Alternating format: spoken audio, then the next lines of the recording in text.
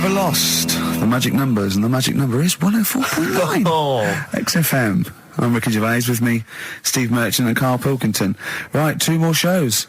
Till we're off air for don't know how long. Is that 2 more including this one? Yeah, no. 2 more after yeah, no. It's this is one, and then there's another one. Right, 2 more. And that's shows. the last one. There's 2 more shows. Yeah, including this one. We're starting now. If I'd have said this at the end, it might have been ambiguous. But I've said it at the beginning. There's 2 hours. That's a whole show. Right. So there's 2 more shows. 2 more shows, including this one. Yes, well, obviously. So 1 more show. After it's this only one. 1:05. After this show, 1 more. Yeah, one more. Yeah. Next week there's 1 more show. That means 2 altogether. Oh no, now it's only 1 more show. Good night. Okay.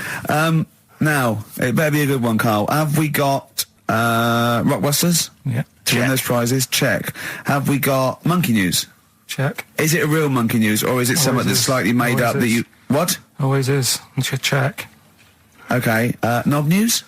Yeah, we've got a bit of knob news, yeah. I'm worried that knob news, because it's only about penises, is a little bit sexist. Have we got any fanny facts? Can we sort that out for next week? I don't want to alienate our female audience. Welcome to Minge London. Good, I'm glad that's that. Well, brilliant. We've got a song with a story? Yeah, doing that. What is it? I don't want to sort of tell you what it is yet, because the song isn't that great, do you know what I mean? It's not a song that's like an XFM song, but every time I hear it on, say, like Magic or whatever, yeah, I have an argument. 105.4? Yeah, I have an argument with Suzanne that, you know, what I think it's about, and she says, don't be stupid, it's not about that, and I'll say, no, it is. And so we're going to decide who's right. Yeah. Well, I don't know what song you're talking about, and I don't know what the argument is, but Suzanne's right. Definitely. No doubt about it. Yeah, we'll have a listen, but I'm hoping that once people sort of listen to it again with my thoughts, every time well, this song sums up what people should think of you. It's don't believe a word. All right? That's the sort of links I'm capable of. If that doesn't bag us as Sony, then nothing will. Thin Lizzy, don't believe a word on XFM 104.9. I'm going to miss this show. It's been good. You want to be the only one? No, well, you know, so we'll come back again. We've got a lot to do over the next few months, but maybe for Christmas or just after. But I still call Karl every day anyway. Oh, sure. I called him a couple of days ago. Of course you did. And I went, it was the weekend, I went, what are you doing? He went, oh, just in Regent's Park and that. I went, what are you doing? I said, just going for... He went, oh, Jesus. I went, what? He went, a caterpillar just fell out of the sky. I went, what? He went, a caterpillar just fell out of the sky. God, it's there, it's wriggling around.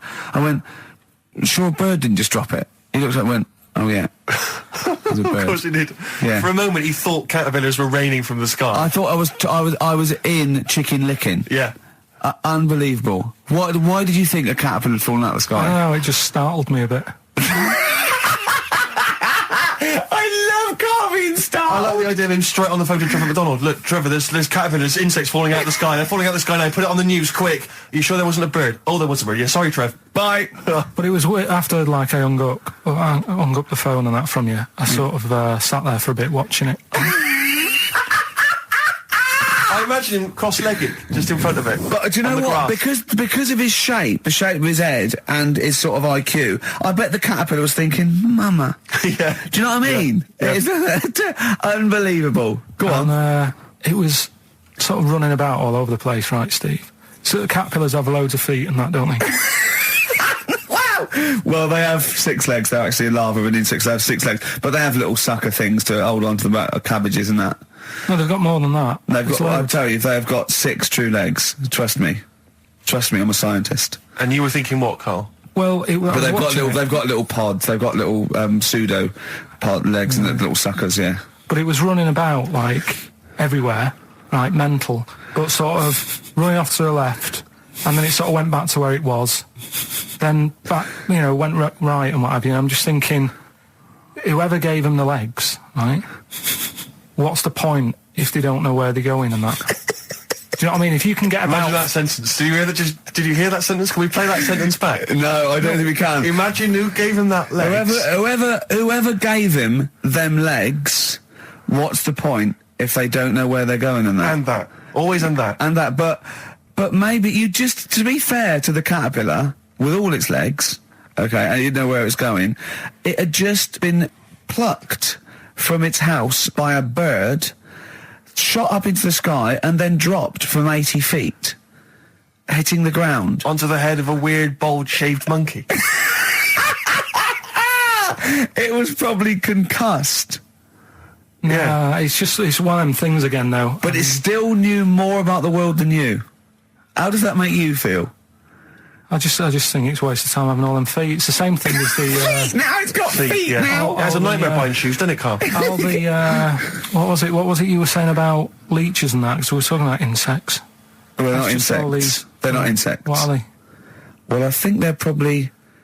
class are probably platyhelminth.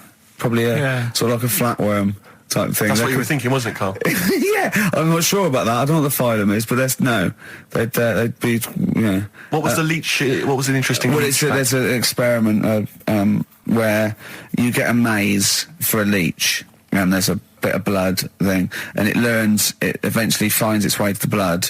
Okay, and then it knows. Okay. And if you put it back to where it starts, it knows where it goes straight towards it because it's learnt it. If you liquidize that leech and feed it to some leeches who have never done the maze, because of a thing called chemical memory, they find their way straight to the blood. That is extraordinary. It's extraordinary. Yeah. I mean, it's incredible. We should try that at Hampton Court one weekend. But maybe with some tourists. We'll just blend up some tourists. Or the people on them, I'll tell you who would do it, those people who go on Celebrity Love Island. Any of them. They will do anything to get They will be liquidized. People have enemas. They will do they wank off pigs. They will do anything to get on telly. What about that? Be liquidized and fed to another. Get one D-celebrity slapper, liquidize her and feed her to another slut. So we and blend see up if she Happy can Tippers. find her way. And see if she can find her way to Channel 5. Yeah. What a brilliant show. Hosted by Jimmy Carr. Of course. That'd be amazing. The Kinks, Better Things on XFM 104.9. Steve Merchant, Ricky Gervais, Karl Pilkington. But do you know this... we're talking about the leech thing. Sure. Right. You're saying put them in a blender. I'm not saying that. Well, someone did. Yeah. Why were they doing that in the first place? Do you know what I mean? How did they find out that if you put leeches in a blender... I don't know. They probably kept feed them to notes. another- I don't know. No. But what made them? Were they just having a laugh? What made them go? Was it a party? It was a couple, a couple of 40-year-olds. They were at a party. It was a couple of research scientists. They'd been given £1 million, and the boss was coming around to say, "What are you doing?" And they were just making a smoothie, and they went, "Quick, See, Mr. this is- Yakamoto's come round, throw in some leeches." What are you doing? Just leeching. Just feeding these leeches to some other leeches. All right, well, that looks like science. I'm off. Well, that's what they. Here's That's, another £1 million for next year. Bye. Yeah. that's how they work, though, isn't it? A lot Yeah, of these that's scientists. exactly how they work. I'm That's just it. saying they're getting away with murder. Go on. Well, just the way they do sort of spend And loads you of time. can't say anything in front of him because everything's got a point with him. You can't have a conversation with Carl because he always sort of puts in a curveball. You tell him something, and the question comes back that you never could have expected. When I told him that story about the monkey who'd run away because he had an argument with his father, he said, "What was it about?" No one in the world thinks that. No one in the world would ask that question. The leech thing. Do you know how you said show the leech the way to its better food, whatever it's eating or whatever in the maze, right? Yeah. It makes its way, right? It eats the cheese or whatever. Right? Blood, right? And then you give it... Everything's a cartoon with Carl as well, isn't it? Everything is a cartoon. It's a leech with a little hat and a little baby bell at one end. But what happens if you got another one and move the bit of blood, right? So feed those two leeches to one, then what? So is it going to get confused or... Do you know what I mean? Which way will it go if it's eaten two leeches that have done two different ways? Yeah. Is it sort of stressed out? I don't know. It probably knows both routes. It probably goes, well, there's one over here. Oh, there's one over here as well. I'm happy. I've had two for the price of one. Right, and okay. I'm full of leeches. Then what's the best that can happen for? Like, What are you talking about? What do you want out because of me? I'm just saying, if by doing that they can go right, we can do this. We're humans. Oh, what do you mean? What do you mean in the name of Christ? What do you mean? All I'm saying is, what's the point in doing it? Think what do you mean? If you could do it with humans, I'd say. But what? Right, Carl, think about what you're saying, man. Yeah, I'm saying. If you could do it with humans, do what with humans? Say if Einstein, right, didn't do all that maths that he did, right? Say if he got to E equals and then he died. Squash his brain, give it to someone else, say, right, eat that. And they go, right, it's E equals MC squared, isn't it? What I'm saying is... But they wouldn't. They'd go, E equals... Oh. Wouldn't they? If it was chemical memory, they'd go, oh, E equals... Oh, yeah, same as Einstein said. Yeah, I just ate his brain. What am I saying? What have you made? Carl, think what you're saying. It's unbelievable. The thing is, right, you are what a scientist does. You just keep saying why and what and why and what. But nothing's ever enough for you, which is good. It's nice to have an insatiable... I get annoyed with all the amount of time and effort that's put into stuff that's useless. What's the next stage to squashing that leech? If it's not going anywhere, forget it. Work on something else. It's the same way in some science magazine I was reading about, is he anything smaller than a quantum electron or something? Yeah. It's like, if it's not getting in the way, don't worry about it. Why are they worrying about things we can't see? If you blended up Carl's brain and fed it to someone, would it make any difference? No, they wouldn't even notice, would they? No. You fed it to a leech, and the leech would go, oh, I don't know what I was doing. I don't know what... Where was I going? I'm even more confused. I don't know. Talking of leeches, did you see the dregs that they put into Big Brother last night? I've not been watching it. It's bad enough anyway. It's a house full of people you wouldn't cross the road to save, right? Yeah. But there's three. They've put in three more to spice it up a little bit. They've put in a low esteem model. Sure. Right? They've put in Mr. Bean, who is the whitest man I've ever seen. Mm-hmm. I mean, it's like a new race. Yeah. He's nearly see-through. And this thing that looks like Matt Lucas in a bikini. Wow. Unbelievable. The fat things on her back, I thought she was coming towards me. Really? It was unbelievable. And the first thing she said, she went in, she looked in the mirror, adjusted herself and went, oh, me minge. Oh. That's the level. Do these people have relatives? Is there anyone in the world who knows them, claims to be a friend of theirs? Families. Do they have family there, or are the family just moved away? No. They're probably their family. Their family are probably quite proud of them because they're on the telly. Oh. It's probably like saw your daughter last night saying "Oh, we minge" on the telly. Yeah, she was on the telly, wasn't she? Yeah, she was on the telly. What about the bit about "Oh, me minge"? She got one out immediately. Went, got it out, lobbed it out. It's unbelievable. It looks like an experiment. I can't watch it anymore. It's just too much now. Because I can't relate to those people in the first series. I always remember it seemed like a genuine social experiment. Yeah, exactly. There was intrigue, there was drama. Yeah. It was genuinely great hypnotic television. Now it's like putting ants in a jar and shaking it. I don't know but even now I couldn't watch that once a night every week. No, I know. It's just. It is unbelievable that what people are willing to do now and the title, because they've just put in people. It's unbelievable. It really is. You don't care about anyone. But I suppose what's good is that I think you watch it now because you want one of them to fall over and hurt themselves. Yeah, or just choke on a chicken bone. And no one else in the house knows the Heimlich manoeuvre. That's a good idea, isn't it? Yeah, feed him more chicken. Send in more roast chicken. So we got a wonderful celebration for you. Pushing the Senses by Feeder on XFM. Ricky Gervais, Steve Merchant, Karl Pilkington. Right. All right. How you doing, Carl? I'm all right, yeah. Another holiday? Well, it wasn't holiday. Well, it was. You had 5 days off work. Why isn't it holiday? You had 5 days not working for a living. You know how many days holiday gets a year now? 29. Oh. That's more than teachers, isn't it? It makes me sick. Well, I know the kind of hours you work, Rick. It's mad. I mean, if you're not in work by midday, you're furious. No, but I mean, I'm always... 29's normal for the normal working person. Yeah, but, you know... And anyway, it wasn't a proper holiday. I went to see my mum and dad. It's nice to see them and everything, but it's not holiday, is it? Why? It's not going away. It's not getting on a plane, is it? Going away. Oh, is that definitely a holiday? What happened before 1950? I don't know. People used to go... Yeah, exactly. People used to go to Blackpool or Brighton. That was holiday. Yeah, but I didn't Where did you go? Went to Wales. There you go. Lovely holiday. Lovely holiday. Have a holiday in Wales. That's what they say, innit? Come to Wales and have a holiday. That's what they say, innit? So come to Wales and meet your parents. Come to Wales and have a lovely holiday. Right. Well, anyway, it was good and that. It's always good to see him. Right? Yeah. But week off work. Do you know, like my mum likes gnomes and stuff. Yeah. Right. Of course she does. She's lived with one for 30 years. She said, get your dad to take us to this park where they've got like 6-foot gnomes and stuff, right? Have a walk about. Sounds like a nightmare. Yeah. Sounds like a living nightmare. Keep an eye on Carl. Yeah. So anyway, He stood still for 2 minutes. Someone bought him. No, you can't buy them and that. It's like a little exhibition thing, Yeah. right?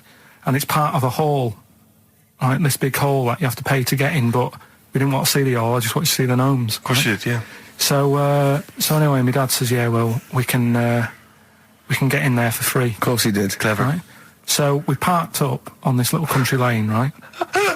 No one about. We walked How much down, was it to go in? Like £2? about £3 each. Yeah. But he said, well, yeah, but if you don't have to pay, do you know what I mean? You enjoy it even more, don't you, when you're walking about and you think, I've got this £3 in my pocket, no one's having it. Yeah. Right. No, looking over shoulder for a bloke with a peak hat saying, can I see your ticket, please? I wouldn't enjoy it more, no. Go on. Yeah, but you don't worry about it, do You got a bit of money now then, Rick. You've changed. So anyway, so we had to walk across about 4 fields, For £3! right? And what happened was, we're walking through all these fields and what have you, big grass and muddy bits and all that, 'cause it'd been raining, and climbing over fences and stuff. And we're in this field, right? And I look to my right, and there's about 30 cows all staring at us, right? And Suzanne started to panic a bit. She said, we shouldn't be here. Dad says, of course we can. We're allowed to go wherever we want. All this land, it's ramblers' rights and all that stuff. Yeah. And take a cow if you want. so, Unattended. So Serves him right for leaving him in the field unattended. I'm having one. Yeah. I keep us fed for a walking week. across. Anyway, these cows start surrounding us. Surrounding us. And, Oh, brilliant. Oh, no. Face off. and Suzanne's panicking, going, "This isn't right. We're not going to make it to the fence in time. They're moving faster than us." And he started sort of running a bit. Wow. And It's like Dad some was kind of bovine West Side Story. Don't A gang of cows coming at you. don't worry about it and stuff. But my dad had to sort of stand there and like wave a stick at him. Of course. And we got away, but Suzanne was like having a bit of a sweat You on, got away. saying, we could have got killed. Sure. And my dad saying, "No, it never happens." And I just wondered if it does, if there's a risk of. Yeah, it is rare, but there's been a couple of cases of being trampled by cows. They're not aggressive. They sort of run through you. Well, they're aggressive if they've got a calf. They do have kids. What? They had kids with them. Kids, yeah. That's goats you're thinking of. Yeah. Maybe they were trying to sneak into the gnome thing, and they were worried that, like, if too many people did it, and they thought some cows, we can just sneak in. They Where were trying, cows, yeah. no one's expecting cows. And the cows but were some going, humans. walk upright like you're human. Don't walk upright. They thought you'd blow their cover. Yeah. Yeah, people have been killed by cows before. Yeah, that was like the highlight. And then So when you arrived there, you were presumably covered in mud, looking like something that had just come from Glastonbury, staggering around this exhibition. It wasn't that bad. It was just like a woods, and it had like a funny sort of funeral, like a graveyard thing. Right. With bodies sort of hanging out the ground and that. And we had What? these 6-foot gnomes. Right. And then we just set off again, walked back. But we You didn't sure have to this go wasn't through a the field. dream? No, it was good. But then I got back, right, Steve, and called up Ricky. I said, right, are you about? Have a chat and that. So he said, I'll just come round. It's a nice day. Have a drink and what have you. So I got round there at about 6:30, right? Go up to his door, knock on his door, right? He stood there with his tackle out. Yeah, what did you make of that? What was wrong with that? What do you mean, what's wrong with that? Why were you looking at it? Why were you looking at it? I tried not to look at it. But again, you're always sort of attracted to it, aren't you? Kind of like... I've never been attracted to another man's tackle. I don't know what you mean. You can't help but have a little sly look. Well, especially when it's there. When you ring the bell, and I mean the one on the door, right? And that's hanging out. And does he dress to the left or the right? It was to the left, right? Yeah, it was left, yeah. Just popped it out of my shorts for him. Just popped him out of the shorts. Should have seen the state of him. Shorts on, no top, cigar. Looked like someone out of The Sopranos. It was a mess. Yeah. And then Then we sat on the balcony drinking wine, didn't we? Did you pop it back in, or was it still Yeah, I out at that popped point? it straight back in. I'd got the laugh. Sure. I'd got the laugh I Yeah. wanted. Yeah. He walked in, he went, it's not that hot. Straight away, it's not that hot. Oh, brilliant. And then, was that knob news, or is there more? No, it's got more knob news. That's just a on there. taster. Just a taster. Listen, let's play some adverts, let's play some great music, and maybe we should have some early knob news. Early knob news coming up. XFM. Landed by Ben Folds on XFM. I'm Ricky Gervais, Steve Merchant, Karl Pilkington. We've had a couple of emails, Rick, saying that there have been reports of people actually being killed by cows. Yeah. So it is actually quite a lucky escape for Karl and his family. The worrying thing about that is it's tragic, and anyone dying unexpectedly, it's terrible. But what makes it worse is when it's something like being killed by cows, because there's a slight humour aspect. Yeah. How were you killed by a cow? Yeah. You know, like for example, if you were killed by a falling safe, Yeah. the vicar might laugh. Yes. That's my worry. Yeah, well, I read a story in the paper of a man who fell out of a window and died. He fell out of, he was like a third-story window and he fell out. But it was slightly amusing because at the time he was mooning. I know. For a laugh, he was mooning someone and he fell out. I know. So when he fell, even though it was tragic, he obviously had his trousers around his ankles and his arse out. I know, the thing, there was a kid who died, got hit by a truck mooning. But you know, the worst thing about that is, it's not funny enough to be killed for. No. Mooning isn't funny enough. No, it's just not a good enough gag. Do you know what I mean? It's a witless sort of thing to do, and then to be killed for it. If you'd just done a 2-hour impromptu Eddie Izzard style, routine, and then you got tragically killed, that would sort of make sense.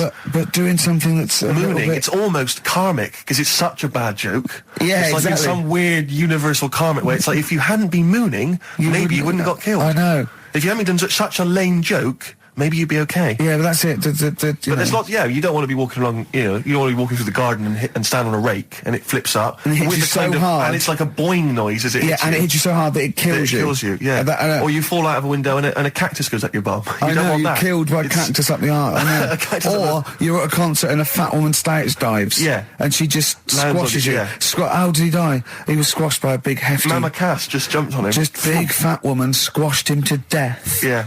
Tell you what. Yeah. Tell you what though. Right, talking about fat women. Go on. I'm not having a go, but did you see Michelle McManus on... oh, man alive. Yeah. You are what you eat. What had she eaten? Girls allowed. Look at that. It was unbelievable. No, but to be fair, she didn't... Did you see her in her bikini or whatever? Yeah, well, yes, but she was always a little bit... Yeah, but a little bit.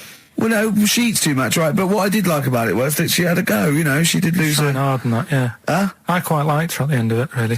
Yeah, she's not an unpleasant woman. She's a lovely woman. But, I mean, like I said before, there was that interview in Heat magazine where she, I tend to eat 11 packets of Doritos a night. Yeah. 11 I mean... Yeah. Come on, Michelle. Yeah. That's too much, isn't it? Unless you're trying to win some kind of competition, like trying to find some kind of, a golden ticket in one of the packets. There's no excuse. What could you possibly be trying to win to eat those every day? But she's not... It wasn't her who annoys me. It's that doctor in it, that woman. She does me head in. Yeah. I can't be doing with her the way... Well, she's not actually officially a doctor, is she? No, and her bedside manner's not very good either. No, it's like the fear tactic. I think you want a little bit of... And what does she look like? I mean, she doesn't look like the sort of peak of health. She's got that weird sort of witch-like crone face. But it can't be good for you hanging about all that poo all the time. She's always delving into that every day. I used to be told, don't mess about with dog poo because it can make you go blind. Yeah. She's constantly at it. Yeah, I know, yeah. Rubbing through it. And it annoys me the way it's like... well, let's have a look at your poo. Let's see if you're eating the wrong types of food. The person's about 33 stone. Yeah. It's obvious. Yeah. Do you know what I mean? Yeah. Don't need to look at that. It just whine. And I'll tell you the thing that, I've never had it done anyway, right? But the colonic thing. Did Michelle have that? I didn't see it. Yeah, she had that done. And they're showing it. She sat there sort of lying down. She's like, oh. But I don't understand... why people have that done anyway, unless you are sort of bunged up. Yeah, or you've got a cactus up there. Yeah. But the other thing is like the way, like it's a clear tube. Why do you need to? You know what I mean? Why do you need to see what's whizzing past? You know what I mean? Yeah. Like it's some sort of generation game. You've got to remember what's going past. Everything, then you win a prize. Why can't they just look at it in the bucket after and go, right, yeah? Well, why look at it at all? Why do you need to look at it? Well, it's... Out of interest, isn't it? See what's come out, I don't know. So, yeah, that's where that went. Oh, that's what I've been looking for, that. Remote control. How does it work? I don't want to go into graphic detail, but they just send water up there, don't they? No, caffeine. Caffeine? Yeah, so it's like a gallon of coffee. Wow. That goes up there, and it wants to come out immediately, obviously. And then It percolates. But when did that happen? How did someone sort of go, tell you what you want to do? I think it was first invented on distraction. To win a car. I don't know, do I? I suppose they thought there's stuff up there that's not coming out. It's for, they find things up there. Though, isn't it? They did that thing that they find things up there that they swallowed when they were 5 and that, don't they? Lego bricks and stuff. Exactly, marbles. But I mean, meats and things can stay in there. It gets caught in a little recess in your 30-foot of tubing, and it doesn't come out. Talking of meats, I saw an advert on the way in today. Question to both of you: who eats pepperami? I don't know. Have you ever eaten a pepperami? It's disgusting. I've never seen anyone eating a pepperami, buying one. I've never heard anyone say, "A delicious pepperami" earlier. I don't associate it with anyone. I've never seen anyone eat when one. you think, what is it? Just sort of like curdled, salty. It's sort of like, do you want to try a big long blood bogey? Yeah. I won't. No, it lasts forever. Oh, that's scary then. Yeah. You just keep it. It's like keep it under your couch. It'll be just as nice in a year's time. It does look like something you'd find down the back of the oven when you were cleaning out. One of those Gordon Ramsay documentaries. Yeah. Yeah, exactly. But because I always associate it's pepperami and it's the those nutrition drinks, which are it looks like a dog food tin. I think it's just called something like nutrition or Nutri drink or something. Oh, yeah. And you always see some empty ones on a brick wall near a council estate. Oh, right. Which I think the only people who eat them are homeless people. Oh, really? I thought you were going to say the bodybuilders. No. It's because you buy these. You can see them in regular newsagents. It's not a bodybuilding. I don't believe a homeless who's just got a quid because who runs in and buys an isotonic Nutri No, drink. it's not isotonic. No, I think it's basically if you don't want to eat a meal because you're too high on smack, it'll give you as much as you can possibly need just to keep you alive until your next hit. And tell me, Steve, doesn't Special Brew do that? Or am I barking up the wrong tree with that? I don't know. Because they seem to be getting a lot of nutrition from Special Brew. The people who make Special Brew now, they've just resigned to the fact that it's only homeless people who are drinking it. It's like, well, we may as well just market it chiefly at them. What's the advertising? Takes the edge off when you can't find smack. Yeah. Are you trying to sleep on Tottenham Court Road? Oh, God! Tom Petty and the Heartbreakers on XFM, Free Falling, Ricky Gervais, Steve Mitchell and Karl Pilkington. Coming up after the ads, Rick, you'll be loving it. Go on. It's Knob News. Excellent. XFM. New Order, World, XFM 104.9, Ricky Gervais, Steve Mitchell and Karl Pilkington. And it's Knob News time. We're all very excited. Now, last week's Knob News was what, Karl? Do you remember it was a man who grew a knob on his arm? Sure. No, he didn't grow it there, did he? He put it there. Well, I know that, but, yeah. Just popped it on his arm. Yeah. A bit. Yeah. This week. Just a recap of the week's news. Right now it's the headlines. Well, we talked about it before. Do you know the little mouse that had an ear on its back? Yeah. Sure. Right. Well, you thought he had a bad time, right? Listen to this one. Mouse walking about with us, sort of wearing a monkey's testicle. They're just having a laugh. This is what I mean about a lot of scientists. What are they doing? When's that going to come in handy? I don't know what you mean. Well, they were seeing if, say if a fella loses one, right? Yeah. Hitler or whatever. And they go, well, don't worry about it. We can sort you out. I don't know what the monkey's going to do. I don't know if they keep passing them on or whatever. But the actual monkey testicle was put on the mouse. And it worked. It worked for the mouse. But isn't it... I mean, isn't a monkey's testicle quite large in relation to a mouse? Would it not look like the mouse was on a space hopper or something? Oh, yeah, it didn't look good. Well, they didn't put it where its testicles would be. No, they did. They put it... Well, how could it walk, then? The ear was on his back, so he could just get about. Well, I don't know. But you don't know, do you? You just guessed. Did they grow the monkey's testicles where the mouse testicles would... Well, it looked stupid anywhere else, though, wouldn't it? Oh, whereas a mouse with monkey testicles, that's fine. Oh, you'd be showing off. You'd be all right. I'd prefer that than the ear. When that mouse gets put back in with the other mice, do the other mice go, George, you look different. Have you had anything done? But the weird thing is, as well, apparently it still works as a monkey. What? So, like, what are you talking about? Like the sperm and that was it was still sort of monkey. Of course sperm. it was. What are you talking about? But that's weird. But what, Carl? What do you? It's only a thing to give it nutrients. That's all the thing they're testing. It's like grafting at that level. Right. What's your question? Because I'm right. What do you think? It would change eventually. It would have changed into a mouse testicle because it had been hanging round a mouse for so long. No, I thought the actual sperm of it though would be a mouse's. Why? Because it's hanging off a mouse. No, but your sperm is actually created in the testicles. So that's why it has to be outside your body. Otherwise, we put them in a nice little cage. But I'm guessing then that they've done this operation so that they can do it to humans. Yeah. Why would I want a monkey testicle if my kids are going to be monkeys? What use is it? No, think. That's no. That's going to happen anyway, Carl. Yeah, but think. Think of what you're saying. They've grown a monkey testicle on a mouse to see if it would still function as a monkey's testicle, okay? So they can do that to humans. So think, Carl.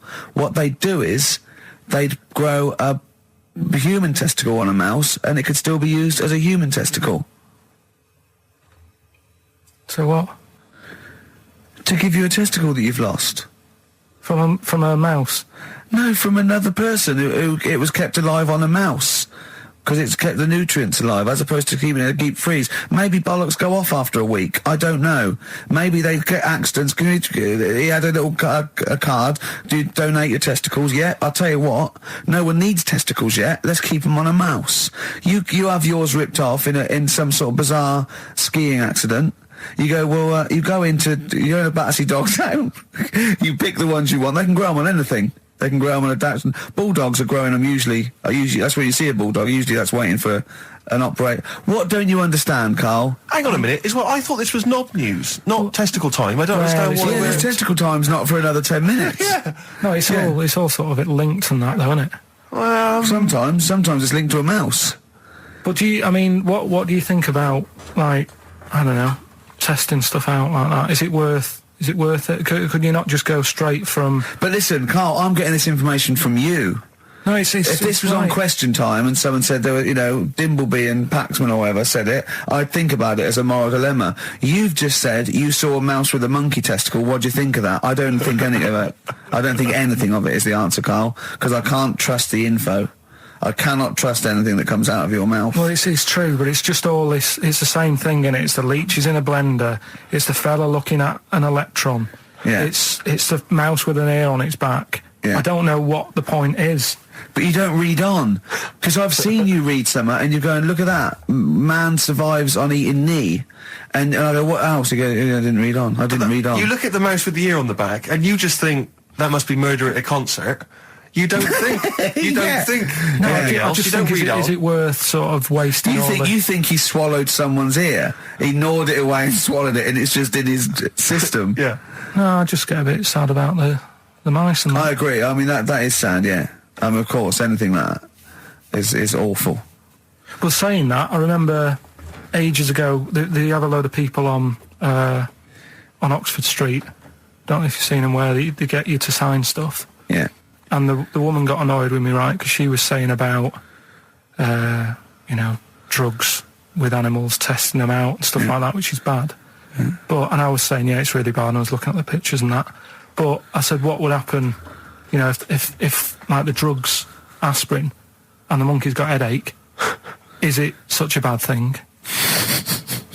She got annoyed, didn't want to listen anymore. It's a good point, though, isn't it? At what point is it cruel to test stuff out and things? Yeah. Give it some Nurofen. It's happy. Yeah, well, I bet that mouse had headache. Because everything must have been loud. The other mice squeaking must have done its head in. Yeah.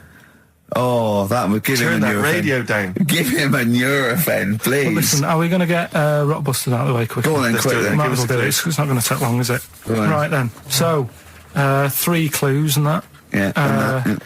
Yeah. Initials of a band and artist. Yeah. And win some stuff. Steve can go through the... Ladder 49 better be in there. Oh, let me just quickly... it's Ladder 49. You get on with those clues and I'll tell you what's happening. And this is the last time. The winner of this... No, we'll do it again next week. Oh, is it? And then there'll be 6 people and we just draw someone out of a hat to win the signed Homer, the Nigel Tufnell, and the us as for animals. Right, you ready But then? they've got great prizes. They've got Alias. They've got They've got Alias, they've got The Aviator, a Batman cartoon series, M. Night Shyamalan's The Village, atrocious film, and Ladder 49, there it is. Brilliant. It's in there. Joaquin Phoenix, John Travolta. Their greatest challenge lies in rescuing one of their own. brilliant. Go on then, Carl. Right, the first one then. When I'm ill, I throw up horse food. When I'm ill, I throw up horse food. How can that work? What's going on there? The initials there, I-H. Right? It's a band or an artist or a singer. Something like that. I-H. They're the initials, the clue. I've got it. When I'm ill, I throw up horse food. Right? I've got it. Right then. Well, don't say anything. Works, doesn't it? No. Second one, that garden tool, it's not yours. What are you doing with it? Right? Yeah. That garden tool you're messing about with there, it's not yours. Yeah. Give it back. Right? What's that? ND. ND. Right? Artist or a band. What's going on there? Right? Third one, that male sheep sounds fed up. Why is he fed up? Right? TR. TR's the initials. That male sheep sounds fed up. What's going on? If you know the answers to them three, email in ricky.gervais@xfm.co.uk, or you can text in 83XFM. Right? Great prizes. You can win yourself a copy of Ladder 49. Foo Fighters. Best of You on XFM 104.9. All right, Carl. You calm down now about science. It just does me head in, a lot of this stuff. I think I would have been better off sort of growing up in the 1940s or something. Why? Where there isn't as much science going on. People just live, don't they, for the moment. So You know what I mean? well, but what if you'd had to go to war? What? What if All right, you- maybe 1945, then I'd be happier. Just after the war. Just that bit after the war and before they started What messing age? about. What year would you want to be born? When was the war over? 45. Right. 46 then. But there'd be Born rationing. 46. There's rationing for another 10 years. 56 then. But there's a lot of science going on. Oh, forget it. It just annoys me, all the messing about. They're always messing about with stuff, and I sometimes think, is it doing any good? Is what I mean. Mouse with ears, mouse with monkey's testicles. They're messing about with a mammoth now. Go on. Well, they're just saying, well, they're managing to knock one together. Who And you asked? just think, some scientist somewhere. again, just messing about. Andy. No, but it's just, do you know, I mean, we've done it before about the do we need them thing. The amount of creatures and insects and that are knocking about. You've got that caterpillar that I mentioned walking about, it doesn't know where it's going. Get rid of them. The mammoth, the world's busy enough. It's crowded. It's overcrowded now. How much room are they going to take up? Do you know what I mean? Why are they doing it, Carl? Do you know? All you know is that they're trying to muck around with Because they them. can, because that's all it is, isn't it? Because they can. They're messing about. Someone's Yeah. being paid to do stuff. What else are we here for? If not to try stuff out. What else are we here for? What do you mean? Well, what are we here for? Just to enjoy life, isn't it? Well, some scientists enjoy knocking a mammoth together. No, but don't worry about the mammoth. It died out. Maybe it died out for a reason. Why didn't Noah save it if it was important? Because Noah, what do you mean? Noah's not true, is it? Well, I don't know. There might have been some truth in it. What truth in it? That he put two of every animal that existed into an ark. How big was this then? Why didn't they eat each other? Yeah, I know. I'm not saying. Imagine the noise, Carl. Yeah. No, Trying to get a bit of kit there. There's points to that where I go, that didn't happen, because where could he have been where there was a hamster and an elephant and a crocodile? Where was he? Do you know what I mean? But none I'm of it's saying, true. What bit do you believe? What do you mean? It got a bit wet. What are we talking about? The mammoth or the? No. What is up with you? No, it's just that we had a No, lot. seriously, have you got brain damage? No, it's just that we had a lot of topics going on there. I just don't know which. No, we were talking about Noah. And then you suddenly go, I know where did we, what, the mammoth or Noah, what? What you did, none of it's true. Think of it. Oh, God. Think of the first thing. Build an ark. All right. Could I just clarify, what's an ark? It's a big boat thing. Right. I've never had any experience of carpentry. Just build a big boat thing. But I don't make... Just have a go. Don't worry, you'll be all right. I'll make sure it's all right. But once I've built that, I mean, how big should I build it? What am I... Very big. It needs every animal. Two of every animal. Go on. Every animal. Oh, in the boat building, fair enough. I told you to make it big. Right. Don't worry about the fish. They can swim. Okay, but so all the birds. Get the flightless ones, though. They're drown. Get the flightless ones. They would not the penguins. They're flightless, but they can swim. But all other animals... I should be writing this down.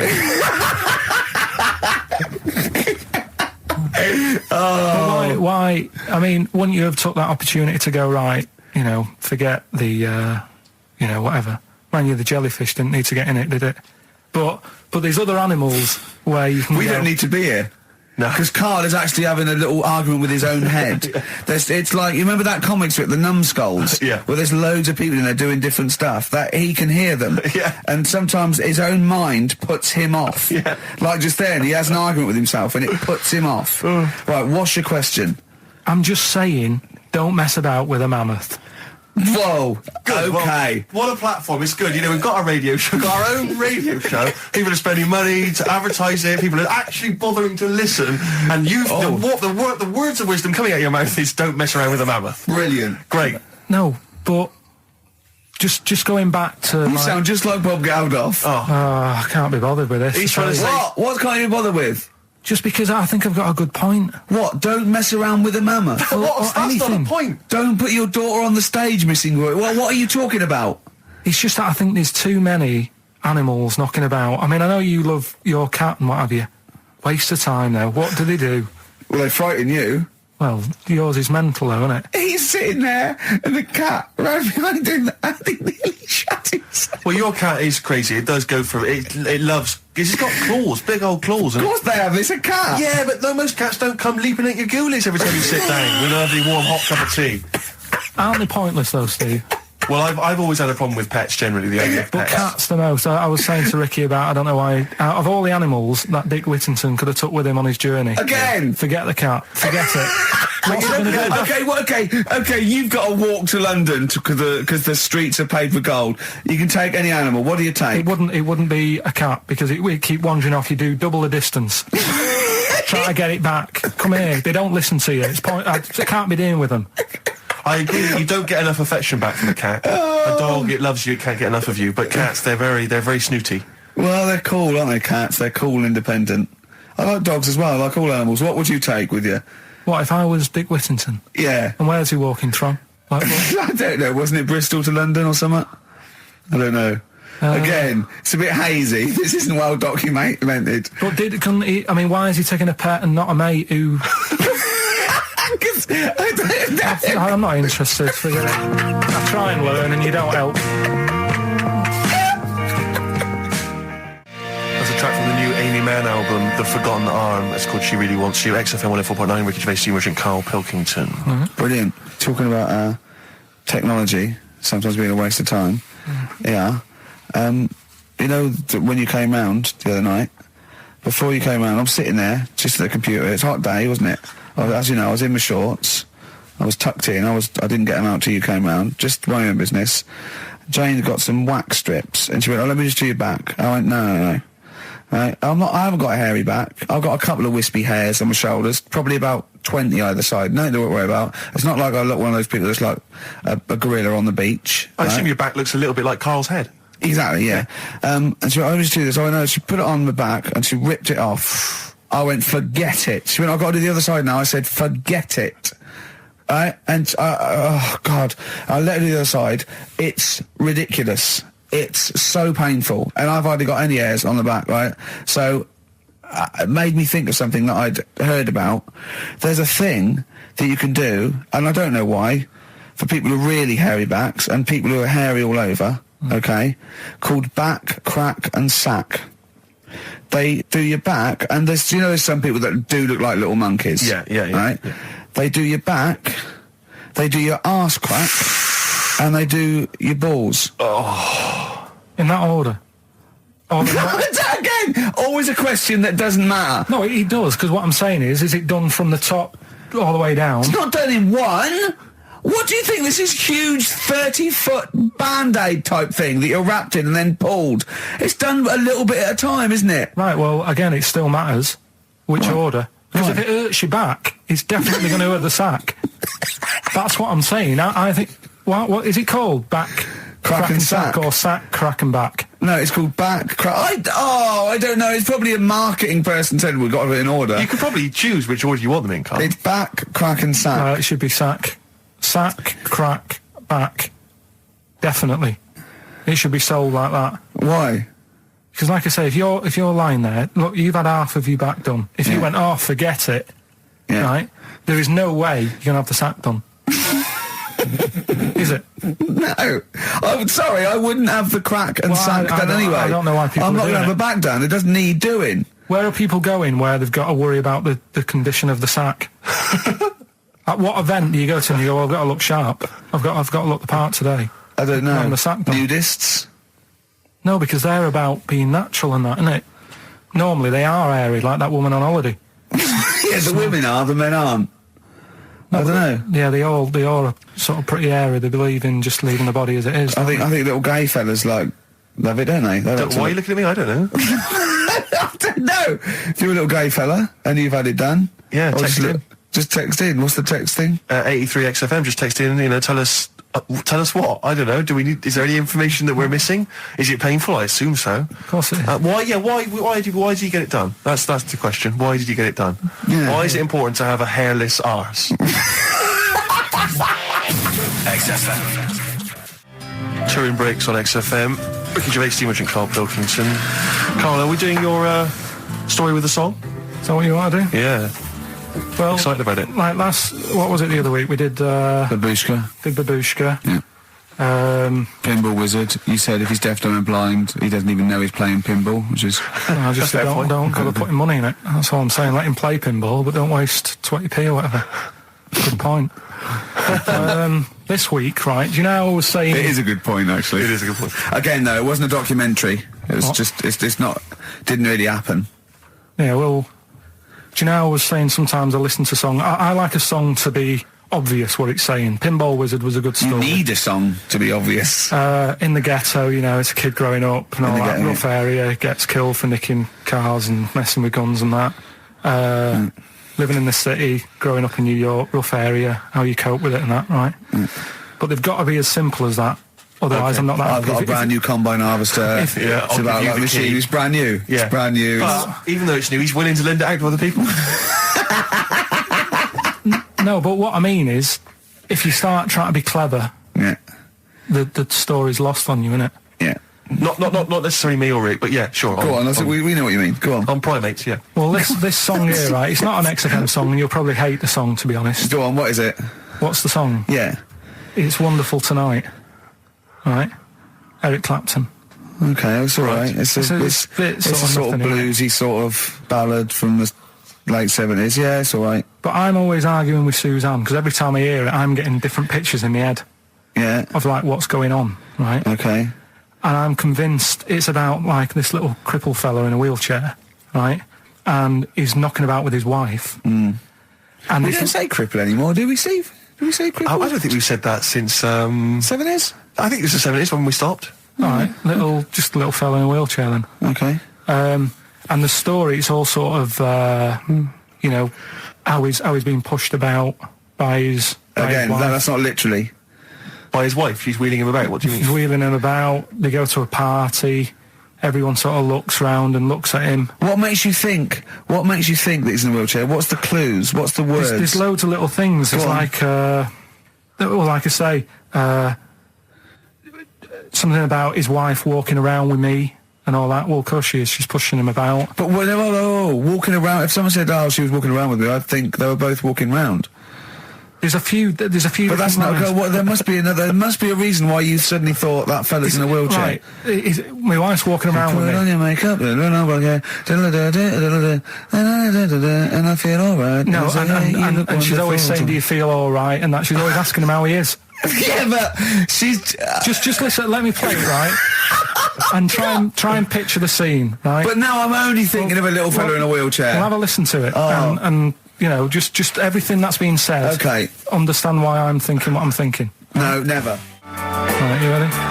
Yeah. No clue yet, yeah. He's just sat there watching, probably. No. There's no... Wait until he's done. Yeah, no clue. Okay. No, that's all right.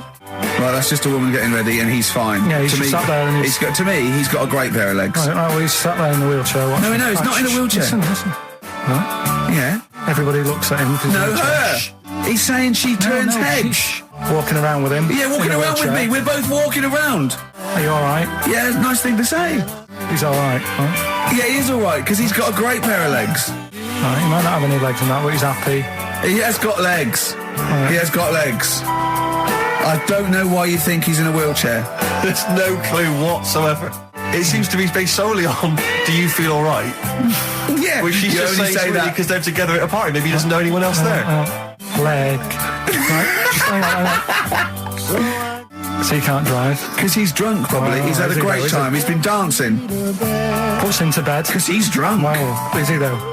He's turned out the light. His hands work. Is that it? Yeah, there's no clue. But the thing is, that's what I'm picturing. But that doesn't mean it happened. You picture people that are half man, half moth. It doesn't mean it's possible. Do you know what I mean, Carl? What you think is usually not true. Suzanne is totally right. There is no reason. I have never, ever thought that Eric Clapton was singing about a little fella in a wheelchair. And the one clue in that, there's two, isn't there? Are you all right? Oh, let me say that, little cripple. Right, and I'll give her the car keys. Oh, why is she driving? He ain't got any legs. Pushing him around and that. No, pushing him around. So he'll do one more next week then. Okay. XFM. Jack Johnson on XFM. Carl. All right. Yeah, we were talking briefly earlier about something that you'd been reading. Well, it's just that you're always having a go at me, saying, you know, you're never happy. True. You know, what cheers you up? What's the best thing that can happen for you and stuff like that, right? Sorry, I've never said to you what's the best thing that can happen for you. No, but I'm trying to encourage you. Steve's, and you have a bit. I've started reading more and doing more science stuff, even though some of it does me head in, like I say. Knowledge is almost annoying. Right, knowing about that mammoth is Think annoying. about being a quote. Yeah. Things like, if I have seen furthers clustered on the shoulder of giants, we will fight them on the beaches. E = MC squared. Knowledge is annoying. Yeah. That's an amazing one. Karl Pilkington, 2005. No, but it can get you down, can't it? Right. Knowing stuff that's going on. Yeah, knowing stuff. But sometimes I don't want to have stuff in my head. When I read a horrible story or someone tells me, I wish I didn't know it. Yeah. Yeah, that's all I'm saying. But at the same time, there was something in the paper about things to do before you die. And it was just stuff that I sort of looked at. I thought, don't want to do that. Cross that off. Not bothering with that. At number one, you always know what's at number one. It's the same thing every time. Swim with dolphins. Yeah. Don't know why. Do you want to do that? What's going on down there that it's so good? What do we not know about? I mean, yeah, it'd be fun. I'd love to sort of encounter most animals, to be honest. I mean, there's be a few animals on the top of the list. I'd rather hang out with a bunch of chimps. I wonder if I love that. I wonder if it's you're down there with dolphins and you're swimming with them, and then they sort of they click away, they click, And they tell you a secret. You go into they lead you into a cave, right? But down there, it's like being at like Rolling Stones' house in the 1970s. It's They're like berserk. smoking. There's drink, there's women, Yeah, there's don't tell 'em. bars.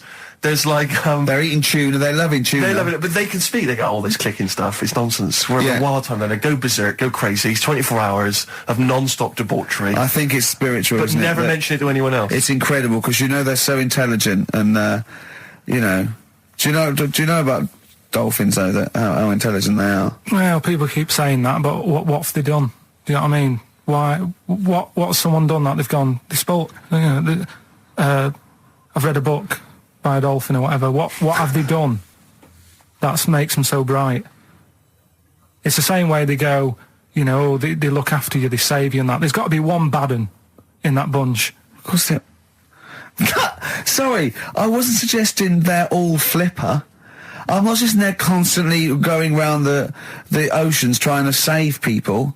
I mean, they're intelligent, you know. In what way? What do you mean in what way? Well, what do you mean? Why do because why they do pass people tests? keep saying they're bright? because of the things they can achieve and learn. Like and, what? And, well, they can tell shapes, objects, colours. Sorry, Carl, I mean, they're no match for you. They're not as clever as you. They're way down this, that. But it's all relative, isn't it? For a non-human, they're doing okay. They're up there with chimps, you know. So what do you want to do before you die? Anything? Any achievements you want to have? Well, if I'm ill, I'd prefer to go to the doctors than to go with the dolphins. Yeah. Why are you suddenly ill? It's not, they don't, when they say things to do before you die, they don't literally mean the sort of, the day before. They mean you croak it. that you want to experience life. You can do it over the next 20 years. Is that what you thought you meant? Like, literally Is the that 24 what you hours meant? before Like you a die? priest there going, give me the lift. What is it, Grandad? Dolphins. You know, no fit state, Grandad. Get me in the water. Get me down to Brighton. What do you think that list means? Well, yeah, that, you know, before you die. You're incredible, Carl. Amazing. You're all this time. Things to do before you die. That's why he doesn't want to do any of them. Didn't you think it was a bit extraordinary that you So had to what try and you- swim with dolphins and visit Disneyland and climb Mount That's Kilimanjaro what I all in was the same saying to you. afternoon? That's why I said to you, I would be in no mood for a dip. That's incredible! Always a new twist on things. Always a new twist on things. But you say about travelling and that, you like travelling and stuff, but why? Because I've seen and experienced extraordinary things. You know, I went to Kenya once. I met a man who was a vigilante. He was cleaning up his neighbourhood because the police were too corrupt to do it. Carried a sword, and you know, he was extraordinary. He'd been attacked, but he didn't care. He fought them off. He was trying in this little slum area to try and instill some law and order. He had to arrest his brother-in-law once. It was a fascinating story, and he was an extraordinary man. I went to Manchester and I saw two lads with big heads and webbed feet looking at a house. There was a horse in the living room. I mean... That's living. Leave it then. Listen, I didn't realise it's like 7 minutes to, right? Well, come on then. Well, let's do Rockbusters on Yeah, it. do Rockbusters. And you got Monkey News. Well, we'll see if we've got time. We got to do Monkey News. Listen though, Justin, if he's out in the office... Oh, look, just quick, do the Right, listen, Rockbusters right. answers then. Have you got a winner? No, I don't even know the answers, we'll do I? pick one. All right, then. The first one. right. it's I just dropped chaos. a plastic cup. Right, the first one was, when I'm ill, Yeah. I throw up horse food. Right? Yeah. That's the clue. The initials were IH. I got Right? this one. And that I must was, say, too. that was I sick haze, because when you're ill, you're sick. What do horses eat? They eat hay. I sick haze. I sick haze is the answer. You got that. Second one, that garden tool you've got, it's not yours. What are you doing with it? Right? ND. That was different. That was what's a garden tool? A rake. Right? If it's not yours, what have you done? You've nicked it. You've nicked Drake. You've nicked that rake. Nick Drake. Nick Rake. Right? So that's ND. You got that. I don't know where to That's start. fine. No, that's fine. That's fine. The third one, that male sheep sounds well fed up. Go on. What's up with it? That was TR. That was that ram. That's a ram. That's a male sheep. It's fed up. It's moaning. Ram moans. Ramones. The Ramones. So they got that as well. Well, let's give it to Jenny McKean from Isle of Wight, because she's got all three of those answers. And Right, straight on to Monkey News. It better be better no, than let's that. play a record. Too much. No, we've got to do Monkey News. It's only 5 minutes to go. We've got time for a record and then some monkey Yeah. news, surely. Bit of XTC. Making plans for Nigel XTC. Okay, let's play the jingle. Oh, chimpanzee that. Monkey News. Right. This happened in Pittsburgh. Right. There was a rock band, and they've got this studio in Pittsburgh and what have you, and they're laying down tracks and stuff like that. And in the studio that they use, right, there's this monkey works there. Right, called, I love the way he throws that in. Like he throws that in. This monkey works there. no, it's just got a little gig there. He sort of he carries the equipment in, guitars, stuff like that. He doesn't. He does. No, he doesn't. He just sort of cleans up after the bands. No, he doesn't. Emptying the ashtrays. Doesn't that sort of happen. stuff. He Doesn't does. happen. That's the gig it's got. Anyway, right. Gets women out of the crowd that they want to go visit with. With one arm. Drag them back. So anyway, right. So the band's in the studio, right? And one of the band members brings some A&R fella to the studio to have a listen to the latest track. Right? Yeah. So they hit play, and they're all there going, "Yeah, brilliant, this is good." Oh, no. Anyway, so the fella says, "Yeah, I like the track. I especially like the bass on it." Right. Right, this is bullshit. So This is rubbish. So And they hadn't laid down a bass track? so this is. Have you heard it? So Carl, the weird please thing don't is, do this to so me. the A&R fella goes, and it's like, the band members are stood about, and they're going, that's good that you liked it. And they're saying, yeah, but what's he on about with the bass? So No, this is rubbish. This is absolute rubbish. Where'd you get this from? Please, because we never get to the end. This is absolute nonsense. So they played it back. Yeah, right? and it's the chimp playing bass. Definitely not. So they were like, that's weird, we haven't got a bassist. Anyway, so they go, well, whatever, right? So we haven't got a bassist. So they go, whatever, let's go home. Oh, forget it. XFM. All right. Here we are then. 1 o'clock. Yeah. Hey. XFM. I'll tell you what you should play. No, I'll tell you what, before you say, Yeah. we're back then. Yeah. We're back in town. Well, that was what I was going to say. You should play Boys Are Back in Town. No, this is Boys Are Back in Town. You should play that then. This is just a sec. Talk then. Someone should talk. It's obviously already a shambles. Can you believe that? I'm amazed that we're back on the air and it's already a shambles. What are you doing? What? What are you talking about? I'm talking. No one was speaking. The record was ending. No one was speaking. It was just. Well, I might shut off. Already, I might shut off. It's like nothing's changed. Boys Are Back in Town on XFM 104.9. We're back then, aren't we, Carl? I'm Ricky Gervais, with me Stephen Merchant and Karl Pilkington. I'm not coming back. I'm definitely not coming back. Oh, care someone, care that I'm not coming back. Rick, I seem to remember the end of the last time we were on. What was that, 3 months ago? Yeah, 3 months ago. Carl said he's never going to do the show again. There was nothing that was going to bring him back. Yeah. He didn't enjoy it, wasn't going to do it. All a ruse, right? Really? Yes. I've only been coming back for about 2 months, because he's got our agent now representing him. I thought he was a fool. I haven't really. Why? Well, what's he done for me? What's he done for us? No, I know, but I mean, he's your agent, and so, and he's sort of calling Graham, and it was all a con, so Carl could get Mondays off. Poor Graham, the station's struggling enough as it is. Yeah. It's like running around like a headless chicken. Yeah. No one's listening. That's why I don't bother talking when a record down, because there's no loss to London. Sure. Right? It's pointless, this show. We don't do it for the money, we don't do it for the kudos. I don't know why we do it. No. Is there anything on telly at this time? I could have had to lie in. I know. But, it's all a ruse to get Mondays. He's got Mondays off now, because he has to do the show, 2 hours, right? And he's still getting paid. And it's all a con, because he knows that he's holding him over a barrel, and it's like, we've got to keep Carl happy. Right? I had Mondays and Tuesdays off before Duncan got involved. No, but you know what I mean, though? And it's like, poor Graham, who's the MD, in charge of the thing, probably pulling his hair out, worrying about the station, right? It's a sinking ship. And then Karl comes and goes, well, I'll do it, but I want Mondays off. He's probably sitting home now. His family, he's probably ridiculed by his wife. His kids almost certainly would have lost all respect for him. He's been fooled by Karl Pilkington. He calls his mates and goes, I'm busy, Graham. I don't, I just can't think. It's embarrassing. But do you know what I mean? And you think it's funny, and you think you've got one over him. He's going, Monday's off for 2 hours. Yeah, you do. You think, and now you're now embarrassed we've said it on air. But you're only conning yourself in the long run. Because, do you know what I mean? I hate that sort of, the world owes me a living, what can I get out of the world? What are you going to give back to the world, Carl? What are you doing now then? Are you going to prepare Mondays? What have you prepared for this show now? You've had 3 months to prepare. Yeah. What have you got? What have you got for us? Okay, what's happened in the last 3 months? What? In this place or just my life? Well, what have you got for us? 3 months, we're cloning about, you get Mondays off, you're getting paid for it, you've got a cushy deal, you're having a laugh, you're taking the piss out of the management, right? So, what have you got for us? Give it to us. I've kind of, updated Rockbusters a bit.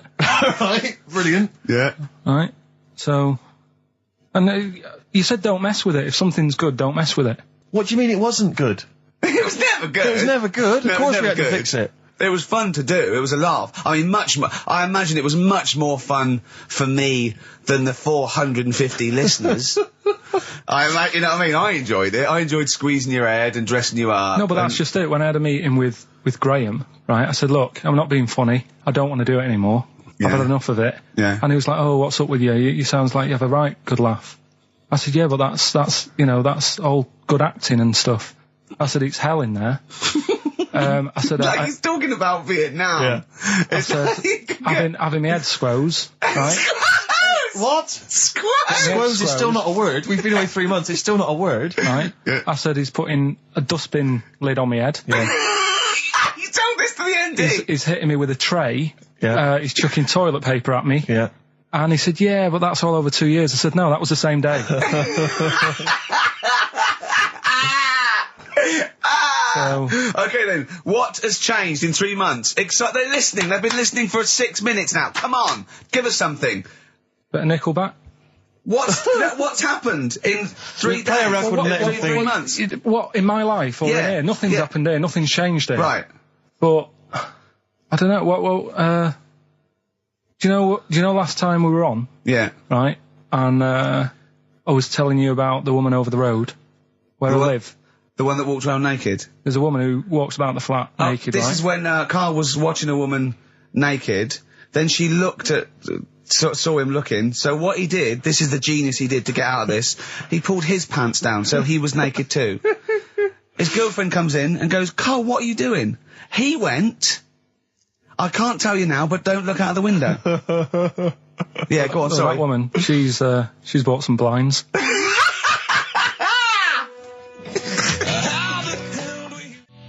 Nickelback, someday on XFM 104.9. How old's the bloke from Nickelback? He looks about 40.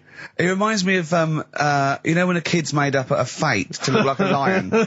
Do you know what I mean? It's like the Wizard of Oz lion. Yeah. But, you know, good tune. Not bad. Can I be controversial? I think rock rules the world again, Steve. Well, I'd hope so, mate. I'd hope Do you know so. what I mean? Are we going to hear some rock later in the show? We're going to hear lots of rock. In fact, I might even play a little bit of Rainbow. Blimey. Just to, you know, rewind. We've got the darkness, but Sure. I want to remind them where it all came from. Yeah. You've heard the Liz. Yeah, yeah. You're going to hear the bow. Cheers, mate. Thanks for that. No, just high five. Yeah. So, Karl. Keep it real. Here we are then. Oh, Back. incidentally, before we carry on, I just thought, it's weird, I was reading some of the fan emails and stuff we've got, and one of the things a lot of people like, it divides the listeners, is your laugh.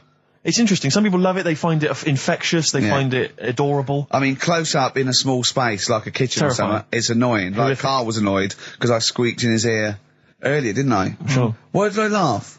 You on the toilet? I think I squeezed his head again, didn't I? And he said, "No, it's not 1 He o'clock doesn't yet." like the squozing. The Scrozen head. But He's it the just- Scrozen one. The funny thing is, right, we were out a few weeks ago with a mate of mine, right, and he went to squeeze me head, right, give it a squoze. Sure. And I was like, "Don't do that, you know I don't like it, right?" And Ricky said to me, "Mate, yeah, he doesn't like having his head squoze." As if it's like Marmite. As if some people love it Yeah, yeah. and some people hate it. Sure. Yeah, okay. Well, anyway, That's it, yeah. there was a little taster of the laugh. That was more the kind of deep, throaty laugh, the belly laugh. But there's that kind of high-pitched squeak that you do. When I've got to sometimes. get air out quickly. Because Exactly. I'm going to burst. Sometimes I laugh so much that my liver and all, they try and get out to it. So I have to get it out really fast, like a siren. Right. Do you know what I mean? Is that how you explain the fact that you're quite fat? Yeah, That's just laughter waiting to come out. Yeah, Every time you laugh, solid. you become a svelte young thing, like Brett Anderson. Oh, dear. Well, anyway, it reminded me of the game that you and I used to play in our very early days of XFM, when it was literally Make Ricky Gervais laugh. Make Ricky Gervais laugh, which was a Loved it. great game. I think. I remember the first one. It was that fella drinking a pint of beer. Yeah. I remember Yeah. the very first time. It yeah. never. I tell you what, it's you not know what great. though? Ant and Dec do it now. They Do do. They actually. It's very similar to Make Ricky Laugh. It's called Make Ant Laugh. Interesting. So many of our great ideas have been stolen. Yeah. Or stoled. Stoled, yeah. And anyway, I was looking through the paper in the week, and there was Go a on. picture which which I think might be a Ricky Gervais, Make Ricky Gervais laugh. I don't know. And again, obviously, it doesn't really work for the listeners at home, but I'll try and do my best to describe it. Can we stop saying my name because it's like a Dave Gorman project? Can we just stop? It's getting. Let's say a word often enough, it doesn't mean anything. Yeah. Let's stop saying Ricky Gervais. Well, what we're going to refer to you as. All right. Well, Make Fatty Laugh is a new game. I'm trying to get one of those squeaks of a laugh. I'm concerned because I know. I'm not a monkey. I'm not Sure, you're not a performing monkey. No, okay. I know that. Right. But anyway, let me just briefly summarise the story for those at home. Okay. The headline was Mum 48, a mother of 48 seduced boy of 14. Well, that's not funny. Not her own boy, obviously, but No, still- a neighbourhood child. I don't think it's a funny said- story so far. He said Grand Lana Allen, 48, led him upstairs and undressed to her waist, then took his trousers off. Okay, bear that in mind. This is a quote from him, right? Bear in mind, he's a 14-year-old boy, he's quite excited about this. He says, then we had sex, it was every boy's fantasy. Alright? You're going to show me the picture of her now, aren't you? So it's a picture of her. Oh, this is not... Bear in right. mind, This is... Okay. in his own words, Rick. Right. In his own words, this was every boy's fantasy. Okay. Here's the picture. It's a silent laugh. He's collapsed on the floor. thinking he looked like a fat man. I was not expecting that. Oh my God. Oh God. She looks like the drummer of Iron Maiden. She looks a bit like Lemmy. But I tell you, she looks like she reminds me of most. Did you see I those? don't think they've got her with a fag on as well. No, I know. It's just that's her with them out of makeup though. Carl, have you seen Every Boy's Fantasy? You should see. Oh God! Have a look, Carl. Oh God! How old is she? 48. Oh God! 48. That's lovely. Nothing wrong with that. I'll tell you, if you weren't lucky enough to see the picture, she looks just like the oldest man in the world. His photos on in newspapers and on the web for a while. He was about 135 or something. Carl. Look, it's, Carl's got a theory that Chinese people don't age well. This man was a Chinaman, right? And he was 120 or something. Yeah. Did you see a picture of him? Yeah, he's still alive. No, he's not. No, He's is he not? No, He's died dead. at 120. So He said 120 or something, but makes you wonder. What makes you wonder? Well, because they don't age well. I think he's using that. He's probably about 37. Oh God! Honestly, we walk down the street, right, and we see an elderly Chinese person, Yeah. right, and kind of go, I just think he is, Yeah. like it's not. I don't understand this notion that Chinese people don't age well. I don't know where this has come about. No, I mean, I'm not having a go. No, right? of course not. I never want anyone to think I'm like having a go at them. But they are really good looking and they're healthy and that. Till they're about. I've never seen one, right? Can you tell me if you've seen a Chinese person who's about 30? It's either 20 or 50. There's no middle ground. This is what I came back for. This is 2 hours of absolute drivel from the brain of Karl Pilkington. Let me just check something. So the Chinese gentleman who died recently was 130. Your theory is your theory is that he's maybe in his late 30s, early 40s. Yeah. This is an elaborate conspiracy on his part, because obviously whenever they talk about the oldest people in the world, it is always a Chinese person. Yeah, invariably. they do, yeah. I mean, they seem to win that every year. Go on. So your theory is that in those small backwater villages in China... Ross McWhirter comes to a little village. they go, the Guinness guy's on the way. He goes, well, until recently, the oldest person in the world, how old are you? And they're so embarrassed, because they think they look about 120, they go, 120, they go, really? Go, yeah, can I have his birth certificate? No. In fact, I think this Chinese bloke it wasn't verified by the conspiracy because he didn't have his papers. Didn't have his papers, no. So is this the same one or a different fella? I think it might be the same guy. I'm not sure. Trying it on. So there's a huge conspiracy amongst these Chinese villages that every time when you get to about 50, say you're 70, because no one will believe us. Well, if you can confirm or deny that, then please email in ricky.gervais@xfm.uk. This is the Racist Show on XFM 104.9. Call in if you're anything less than a little mank. Outcast, Hey Ya, on XFM 104.9, with me, Ricky Gervais, you, Stephen Merchant, GQ Presenters of the Year. Radio Personalities of the Year. It's official. We're the best radio personalities of the year. We got that award sent to us, didn't we? We did a little thing. But it was only our two names on it. It had your name, Rick, definitely. I remember that. It had my name. And your name. Didn't see Karl Pilkington's name anyway. No. And yet he's the one with the day off and the money and the conning the MD and making him cry at home. Let me just remind. Can I just check that again? So he's made a fool out of the MD. He's made a fool out of the MD. And all the major, basically all the capital shareholders. About, I'm not sure if I'm coming back or not. I want a day off then, which is the same day off as his girlfriend gets off. So he's just like walking around, I don't know, Hyde Park, just feeding ducks when he should be working out what he can do instead of Rockbusters, which is basically Blockbusters with a word changed. Christ's sake. Right. If that's annoyed you, I'll tell you what has really wound me up. Go on. The last week or so, this postal strike. I tell you, Rick, I have got no sympathy for him. I'd be a scab. I'd be walking through there and I'd be giving him the finger. I go, you can intimidate my family. I don't care.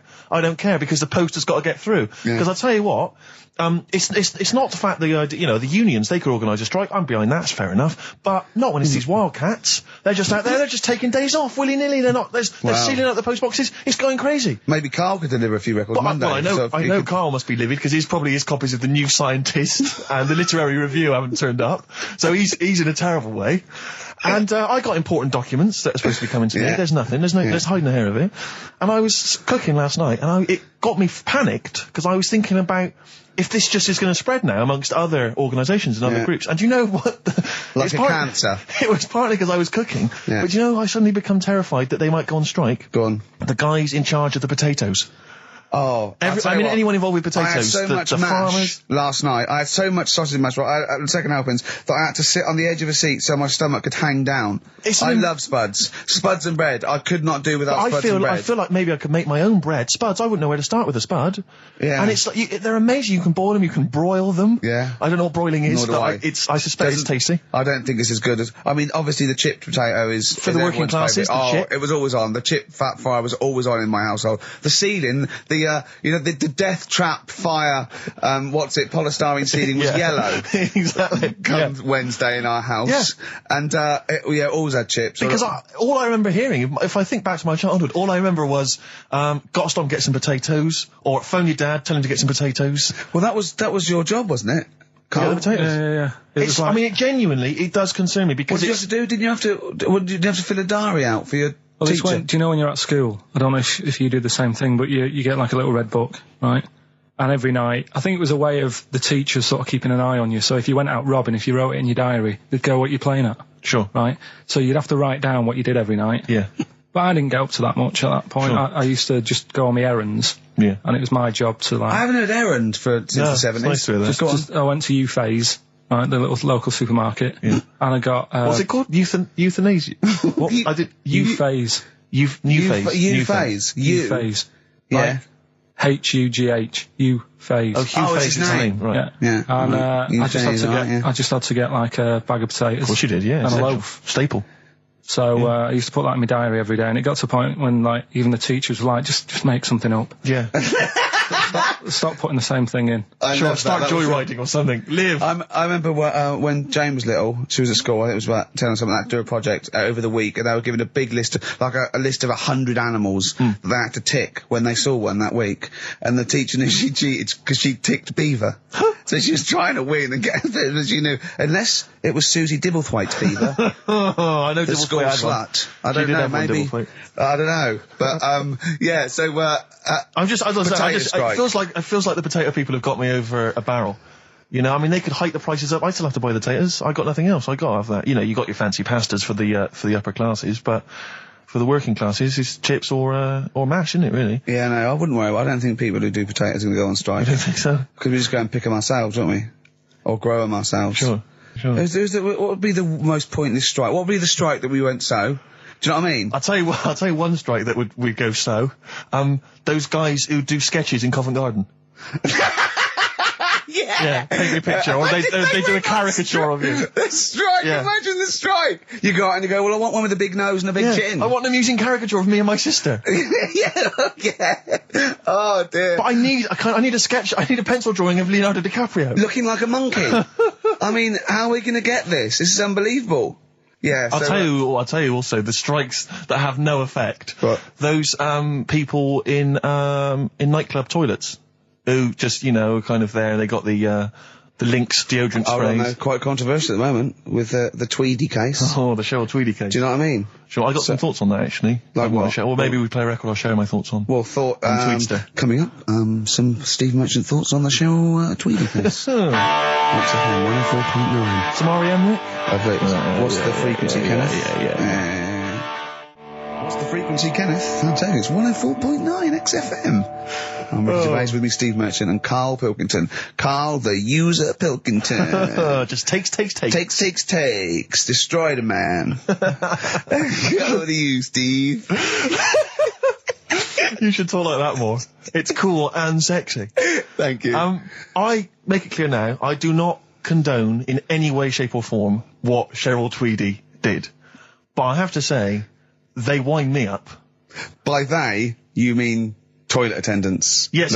Right. Yeah, not Pop Idol winners. That's what I thought you meant, yeah. So, go on. But, because I'll tell you what it is, you go into a club or pubs or big friendly pubs, you go in there, and there's the toilet attendant in there. He's got his little display of aftershaves, sprays, some sweets maybe, blue straw whatever it might. Yeah, maybe a lollipop. Maybe a lollipop.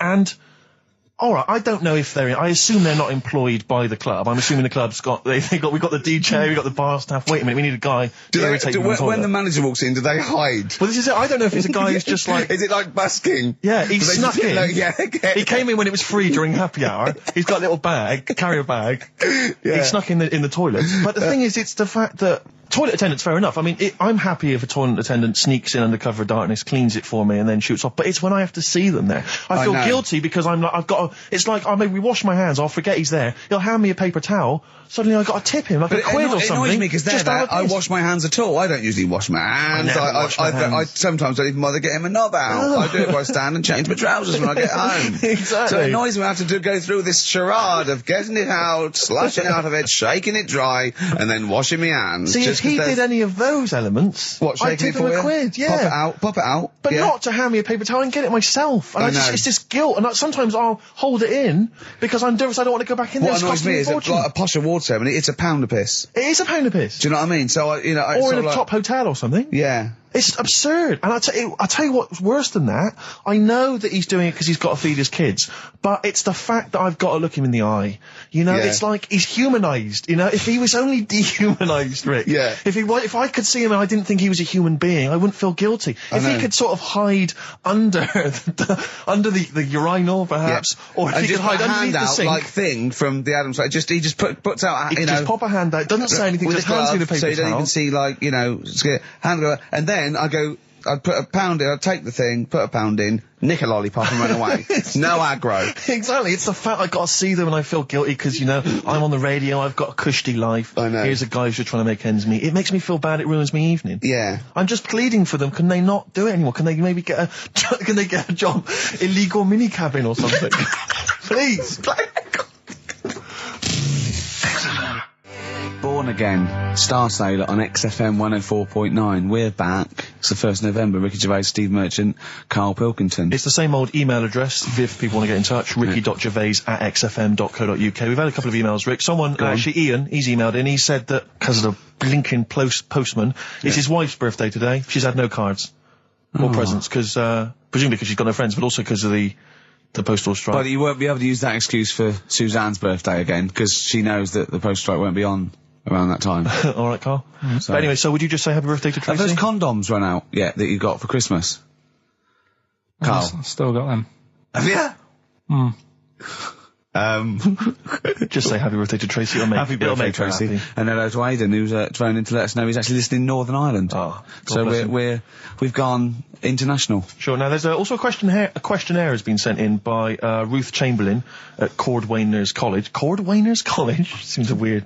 Cordwainers. It used to, yeah. It's either used to be a poly or a laundrette. I think it's yeah. Anyway, it's something that she's doing for, she's studying product design for the fashion industry. And anyway, she's got, some questionnaire. And we're too busy and important to fill out the questionnaire. But we thought maybe you could answer it, Carl. Carl, look, he's yawning, he's looking round, he's only got to do 2 hours and he gets a whole day off and he's getting paid for it. Do something, Carl. Be grateful. You've probably ruined a man's career. He's ridiculed now for doing this. He's so weak where he should have squoze your head and kicked you out of the building. So, let's have a little bit of effort. You've only got an hour and a quarter to do, then you get 2 days off, alright? Alright.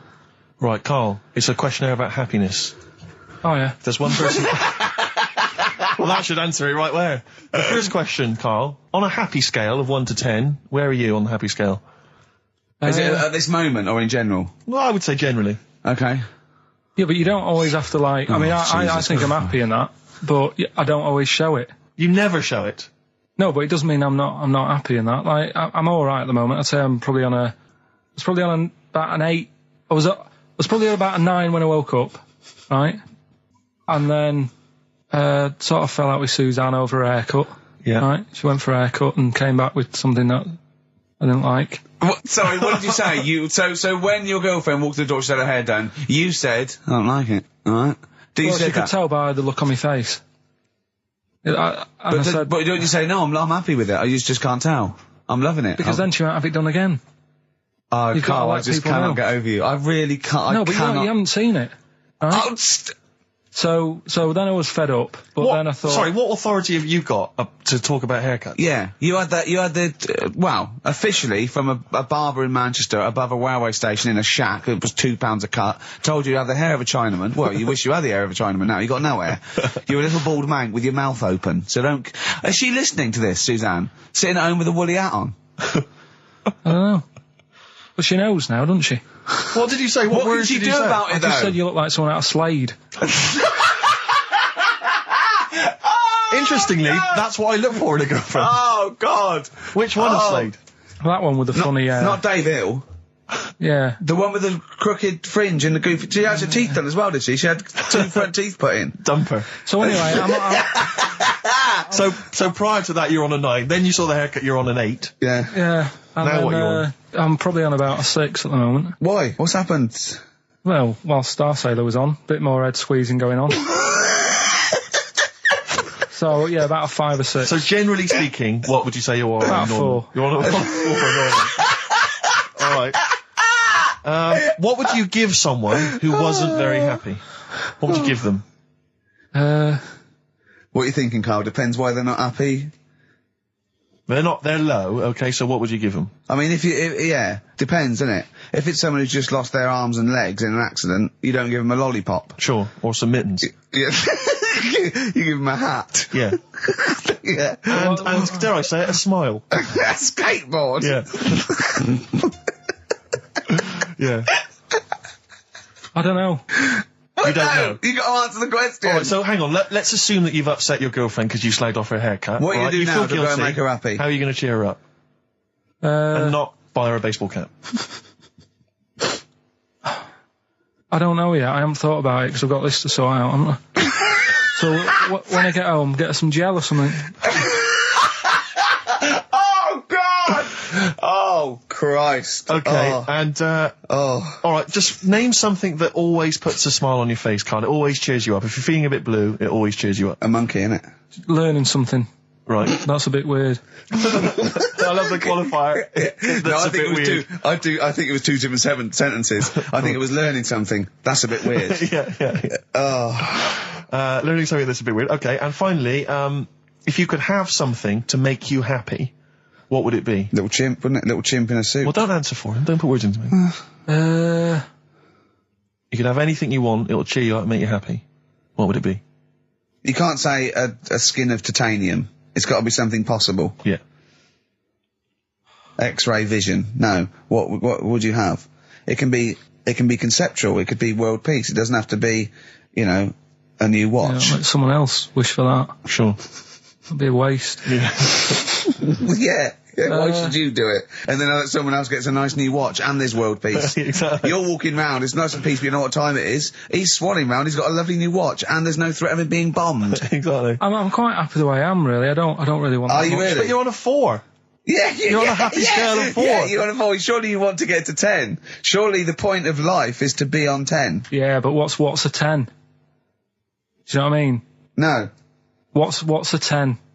Contentment, absolute contentment, joy Bliss. in your heart, Yeah. inwardly and outwardly. Not walking around with a little round mank head with your mouth open going, what's the point of that? I've done it once. Is that why you've still got all the condoms? Because I've done it once. What's the point of that? Alright, we're going to get over some hair gel. Come on. 10. Just one thing that would make you happy. That would cheer you up if you were feeling low. Tuesdays off as well? I'll have the MD just, resign straight away, shall I? I honestly don't know what would make me happy just like that. Because I am happy. I know you say I'm fed up and that. Do you know But- what? Do but you I know? am He fed- said I'm alright. he wouldn't want to be too rich. He said because if I was too rich, then Suzanne would say, "Let's go around the world." He said he wants to be rich enough so they're happy in that they got their bathroom and everything, but they still can't afford any more holidays a year. Think of that wish. Think of that capping your wishes. Yeah. Do you know what I mean? Putting a ceiling on your ambition. I love it. It's genius. Look at his face. Play a record. You're an It's idiot. like if you'd won that ticket round Charlie's Chocolate Factory and he'd said, actually, Carl, I want you to take over the factory. It was a test. You'd have said, I just wanted to look around the chocolate factory. Yeah. I'm happy to go back and live. No, he'd have said, poor. I'll work it, but I'm not working Mondays. Exactly. Play a record. Imagine giving a chocolate factory to a kid. I know. Idiot. Give it to the fat one at least. He enjoyed it more. Beautiful. Billy Bragg from his Essential Billy Bragg compilation. Now, I know a lot of people are thinking Billy Bragg, I can't be bothered, politics, and I have to say, buy this CD, skip past every song that is, for instance, There Is Power in a Union. Don't be duped by fascism. Yeah, it's your right and duty to vote. Yeah. Right wing, wrong wing. Exactly. Ignore all that. But Just listen to the love songs. His love songs are beautiful. Yeah. It's fantastic. New England. Tonight I celebrate my love for you with a pint of beer and a new tattoo. It's great. Brilliant. Yeah, lose the ones about, Exactly. Striking. Yeah, exactly, because we know what we think of that. So, I heartily recommend that. Carl, we're on happiness. Carl, Yeah. I'm trying to explain to Carl that the aim to, is really to get on a 10. Yeah. For I like happiness. the He's fact on that he 4. started on a 9. But I love the fact he's happy with 4. Yeah. I love that. No, but what I mean is, right, I'm not looking for, like, happiness. Right. I'm You're not alright. looking for happiness. What? What's that for? What I mean is, right, I'm happy when I'm not fed up. So what I mean is, I'm happy. Is this your new book, Psychology of the Mind? What is that? I'm happy when I'm not fed up. That's like an 8-year-old trying to explain happiness. Johnny, what is it when I'm happy when I'm not fed up, miss? Well done, good boy. That's it. You're happy when you're not fed up. Talk like an adult. Yeah, but that's what I'm saying to you, though. What? I'm happy most of the time. It's just that when things niggle me, I find that I realise when I'm annoyed more than when I'm happy.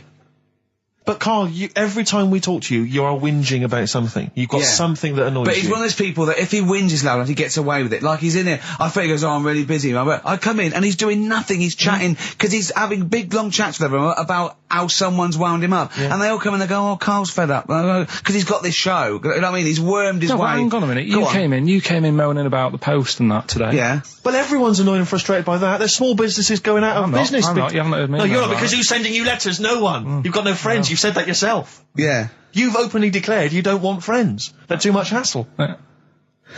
Yeah. That is my joy. Friends that is the point of life to me. I can't wait to see them. I squeeze their head. I welcome them in. Oh, they annoy me. They annoy me. Annoying me. I love it. Friends are annoying. He's even scared of doing something with a friend or getting a gift because he goes after buying one back now. Yeah.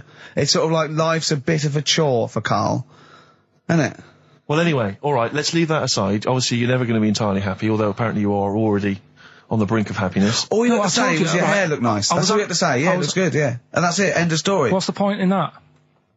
What is the point in that? Because she doesn't really care what you think, but she doesn't want to hear that she looks like Dave Hill from Slade. She's not having her haircut just to please you, Carl.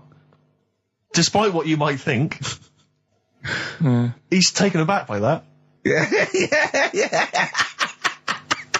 Sorry, happiness then, yeah. All right, I was happy the other week, right, when I was going up to Manchester on the train, nice quiet carriage, I'm sat there reading about sharks and that, right? Nice and quiet.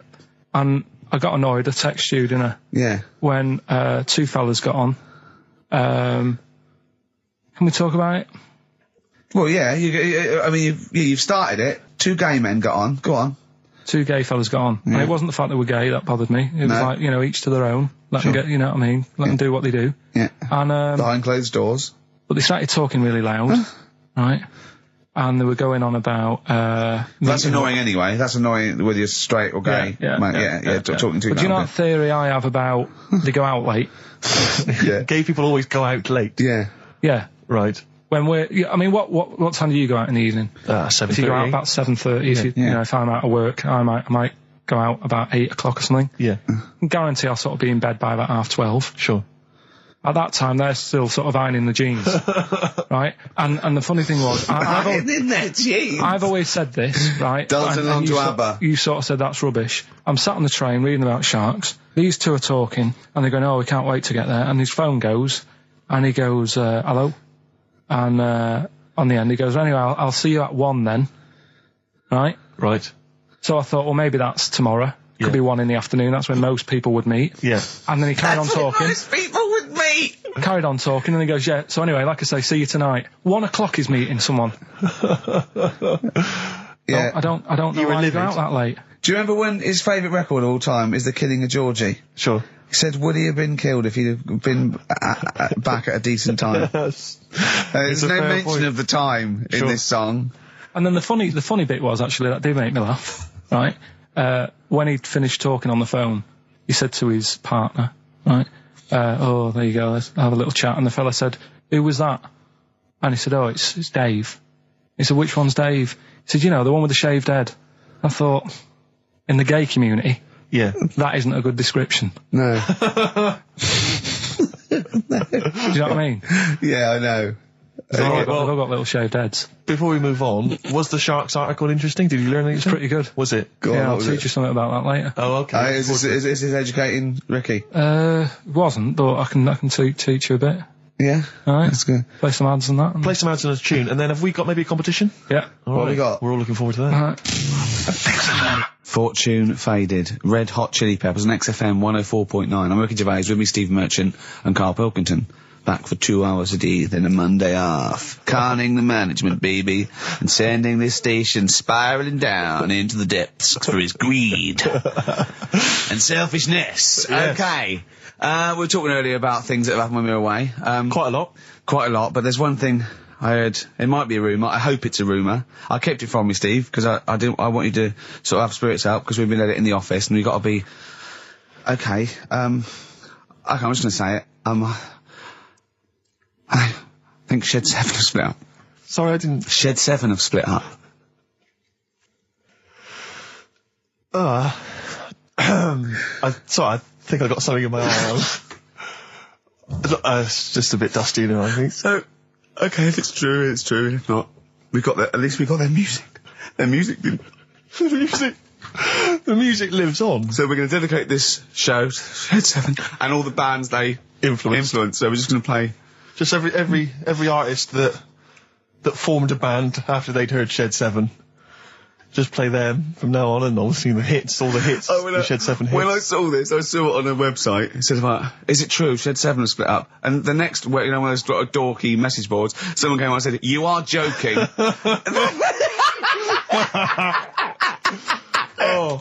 Oh dear, what else has happened? I just pray that it is just a rumour. It's just a rumour, yeah. Then get in touch. Just call in if it's true. Well, no, call in yourself. Well, Shed, if Shed's listening, and he's not busy, he's got Mondays off now. Call in and say what was the split all about? Tell you what I read about. Sharks, monkeys, or jellyfish? It's 10 past, isn't it? We haven't done a little bit of knob news. No, right? We haven't done knob news, no. But it's been 3 months. It's been 3 months coming. There's this thing. I don't know the full story. I don't know how it happened, right? But little Russian fella. Yeah. He was sort of having sort of emptying his bladder, right? And somehow electrocuted himself. Right. And sort of did a bit of damage. How did he slashed onto some live wires or something? Something like that. So did anyway, it damage to himself or to an electric fire or something? No, to himself. To himself. Yeah. And so the doctor didn't slip and curling tongs went up his arse when he was pissed, because that's happened a lot. In yeah, we've all been there. We've all shoved the old curling tongs up the arse when having a piss. Right. So I can't even be bothered. No, go on, we're interested. We're interested. Come on, we're interested. Don't you can't be bothered. You get Mondays off. Do some work. Right, so anyway, the doctor says, oh, it's not looking good, we'll have to take that off. What? And he's like, Novectomy? Yeah. Really? But the funny thing is, right? Nothing funny about that. They've done, you're doing me head in. Just tell the story. Just doing me head in. Oh, you can chill out on Monday. I've only got 15 minutes, but I'm going to talk to you every Saturday. I'm going to get the money's worth out of this, because you get Mondays off. And I can't bear the fact someone getting away with something like that, because it's terrible. So you're going to stick this out, or you're going to have to work Mondays. So take it on the chin, right? Okay. Just finish the story. Yes. I command you. Just do it. Anyway, so he said, you know, will you be able to sort me a little knob out? A prosthetic cock, yeah. But they put him out for the operation. Yeah. He woke up. Yeah. Right, and he's thinking, oh, thank God that's over and done with. Yeah. They've only grown it on his arm. What are you talking about? You twat. Shut the you're an idiot. What do you mean they've grown it on his arm? Apparently, like, that's the way they do it. Oh, yeah, but to then put it on, that wasn't a mistake. It wasn't doctor going, did it go there? Some bloke I didn't do a degree. Are you a real doctor? Yeah, yeah. No, but why put it there? Because it's got to grow. It's got a graft there, so they can control it to skin tissue. But on your arm.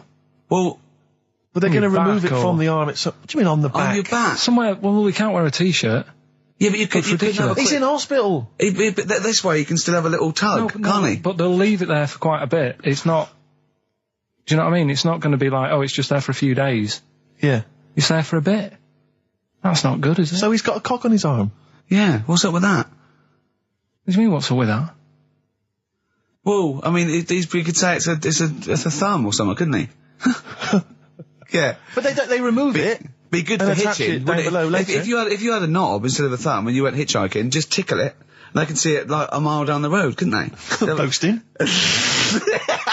Yeah. If I'd lost my knob, I'd go, oh, I'm not going to have all that stuff. Just whack a pair of tits on me. Do you know what I mean? I think, oh, just forget it. But why not just put it where it should be straight away instead of messing about? Where should it be straight away? You know. On the forehead. Listen, are we doing a competition? Let's play a tune. Come on, Carl, you can't be bothered. Right, Alright, okay, bit of we're rainbow, going to bit of scrap rainbow, this yeah? and you're going to work Mondays again. Since You've Been Gone by Rainbow on XFM 104.9. Well, it's what the Londoners have been waiting for. It's Rockbusters, isn't it, Carl? Well, it's not Rockbusters. It's something we've done. It's a bit like Rockbusters, but it's been tweaked.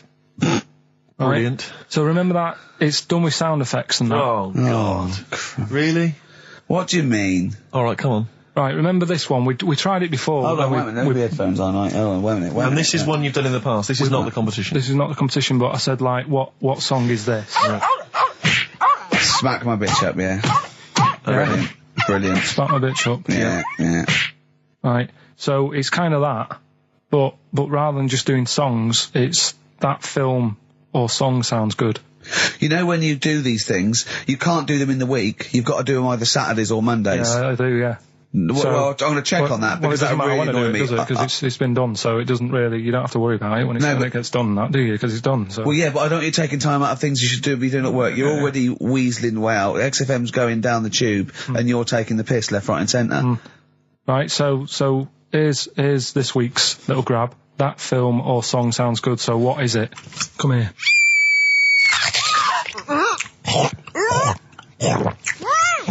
I'm well happy now I've had that. What?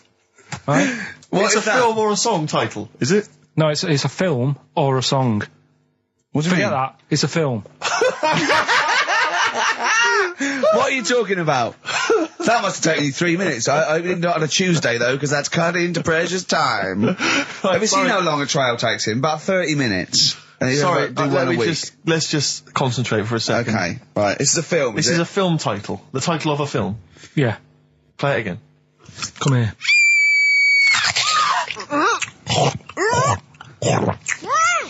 I'm well happy now I've had that. Right? Oh, dearie me. Dearie me. 3 months they've waited for that. 3 months for that. Shite. Do you want to say what the prices are? Oh, I can do. I'll tell you, there's good news and there's bad. I don't know, I think maybe this is what people think of Carl's quizzes. This is the respect they show us. Because you know that the various companies, they'll send you product which you can include in competitions. It's a promotional tool. Yeah. They've sent us I'm Alan Partridge, Series 2, and Fawlty Towers, the complete series. Brilliant. On VHS. I mean, who's got a video player anymore, Carl? It's for losers and the working classes. Yeah, for up north. They still sell them up north, I think. Thankfully. In market stalls. It's been redeemed. I mean, I wonder how we got hold of that. Yeah. Yeah, The Office Series 2 on DVD. That was a nightmare, getting hold of that one. The best album in the world ever. It's got stuff on there. Super Furry Animals is on there. Supergrass, Gold Frap. And also The Best of the Boomtown Rats, which is not bad. And a couple of Teachers DVDs. So some good stuff there amongst the VHSs. And you can win all of those treats by identifying this film. Oh, God. Come here.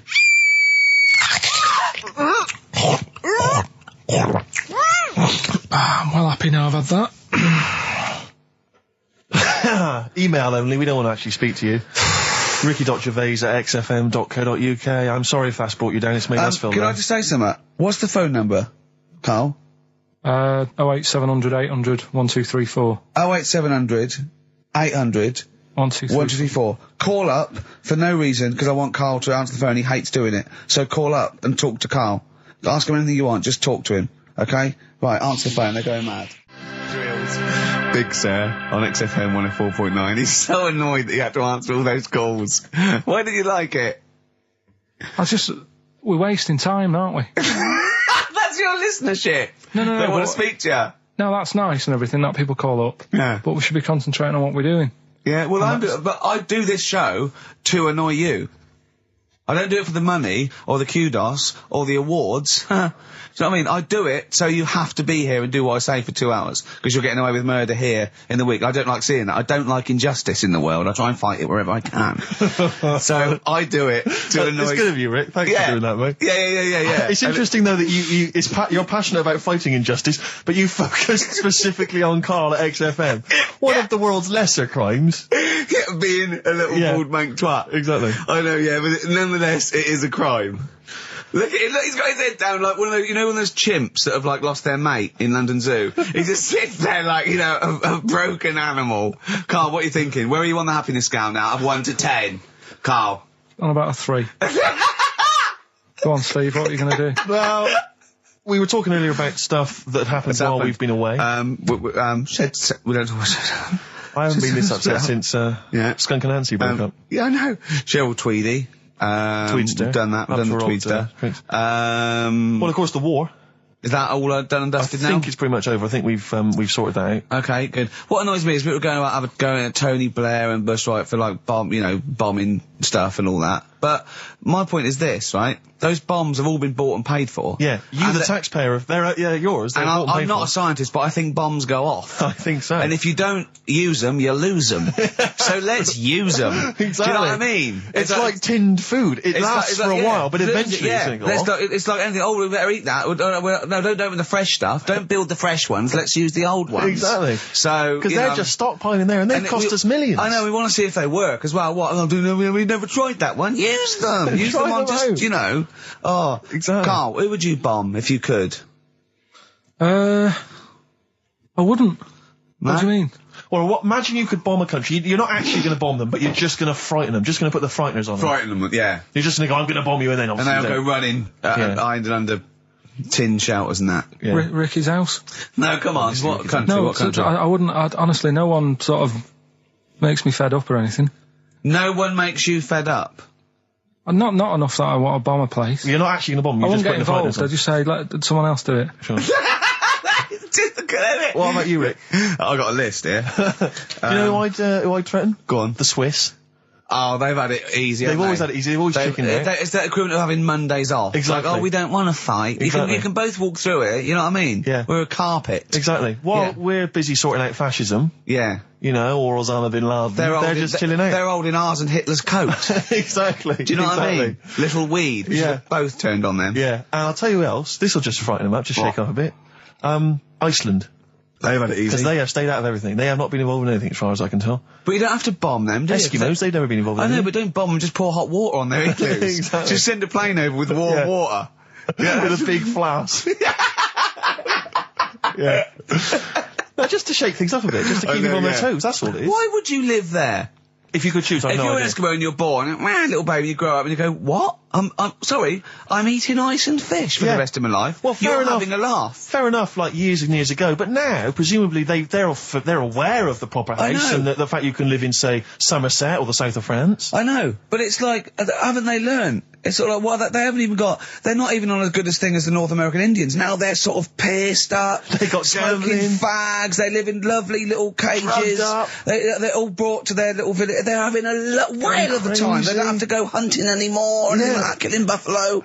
And the same with the Eskimos. Let's get them some beer and fags down there. Knock the igloos down. Build them some lovely little semis or like... Or just a little kind of trailer or a caravanette or something like that. It's got to be better. It's got to be preferable. I know. Some of them now have got TVs built in, Rick. I know. And showers. Yeah, they've got cable and stuff, have they? Yeah. Or is there one sort of Icelandic channel? Get satellite or whatever, wouldn't you? Magnus Magnusson. Yeah, exactly. Probably doing... There's loads of Mastermind reruns. Yeah. And Pingu. just on a loop. That's porn over there. Yeah, though. exactly. Oh, brilliant. No, well, that's like a hardcore documentary. Yeah, this is Racist FM 104.9. Yeah. So, who would you like to see bombed, or not bombed, not bombed, but just put the frighteners on them? Yeah, it would Email like Ricky.Gervais, XFM. Anyone, any nation or anything. Carl, thoughts? Play a song? You're not working for your money. You're not having Monday off. We've got to do something Monday. Let's plan something Monday, just to get him in here. You've got 2 hours for 8 hours off. You don't do an 8-hour day anyway. Rick, how much is he getting paid?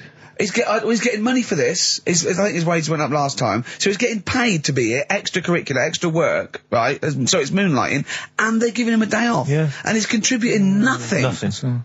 Huh? What, Carl? Did you say something, mate? Huh? What's going on? What? Going on with yourself? Well, say something back and earn your money. Well, let's just play a song. We've done a bit of stuff there. You idiot.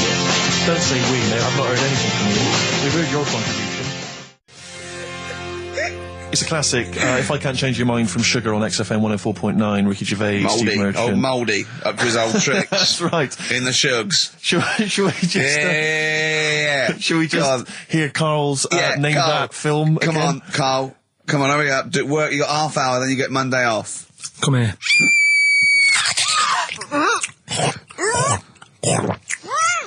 I'm well happy now I've had that.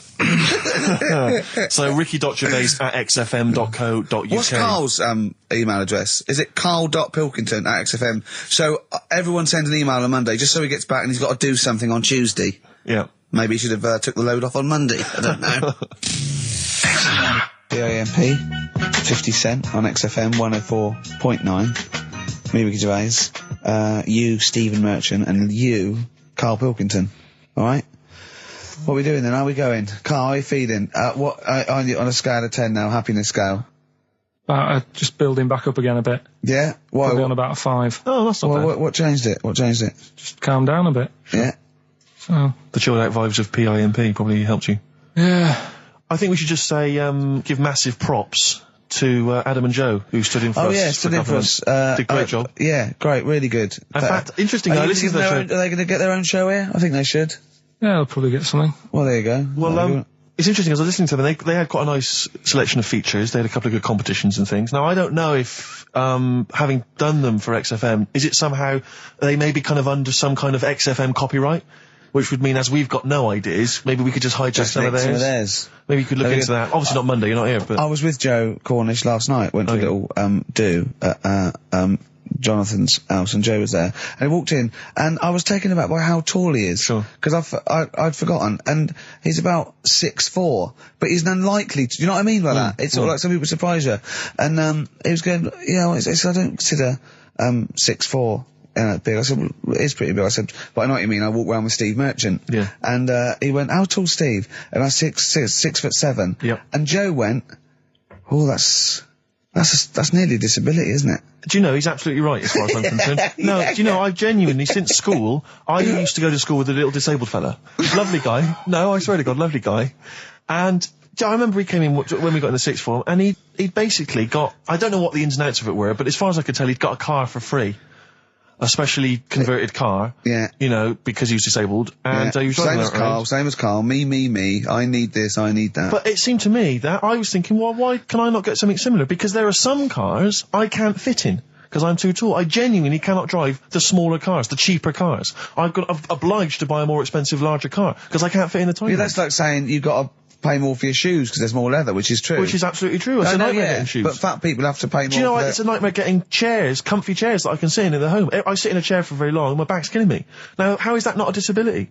But no, you don't see people like me whinging. But I think tall people, I've read an article that taller people on average, get higher wages through an advantage, or just because they're taken more seriously than little dumpy fellas. Sure. Do you know what I mean? But I don't think I genuinely don't think there are many benefits of being really tall. People seem to assume there are, but beyond the fact that I can reach things down from a high shelf, I know. I don't think there's any real perks. I've seen you hit your head a few times.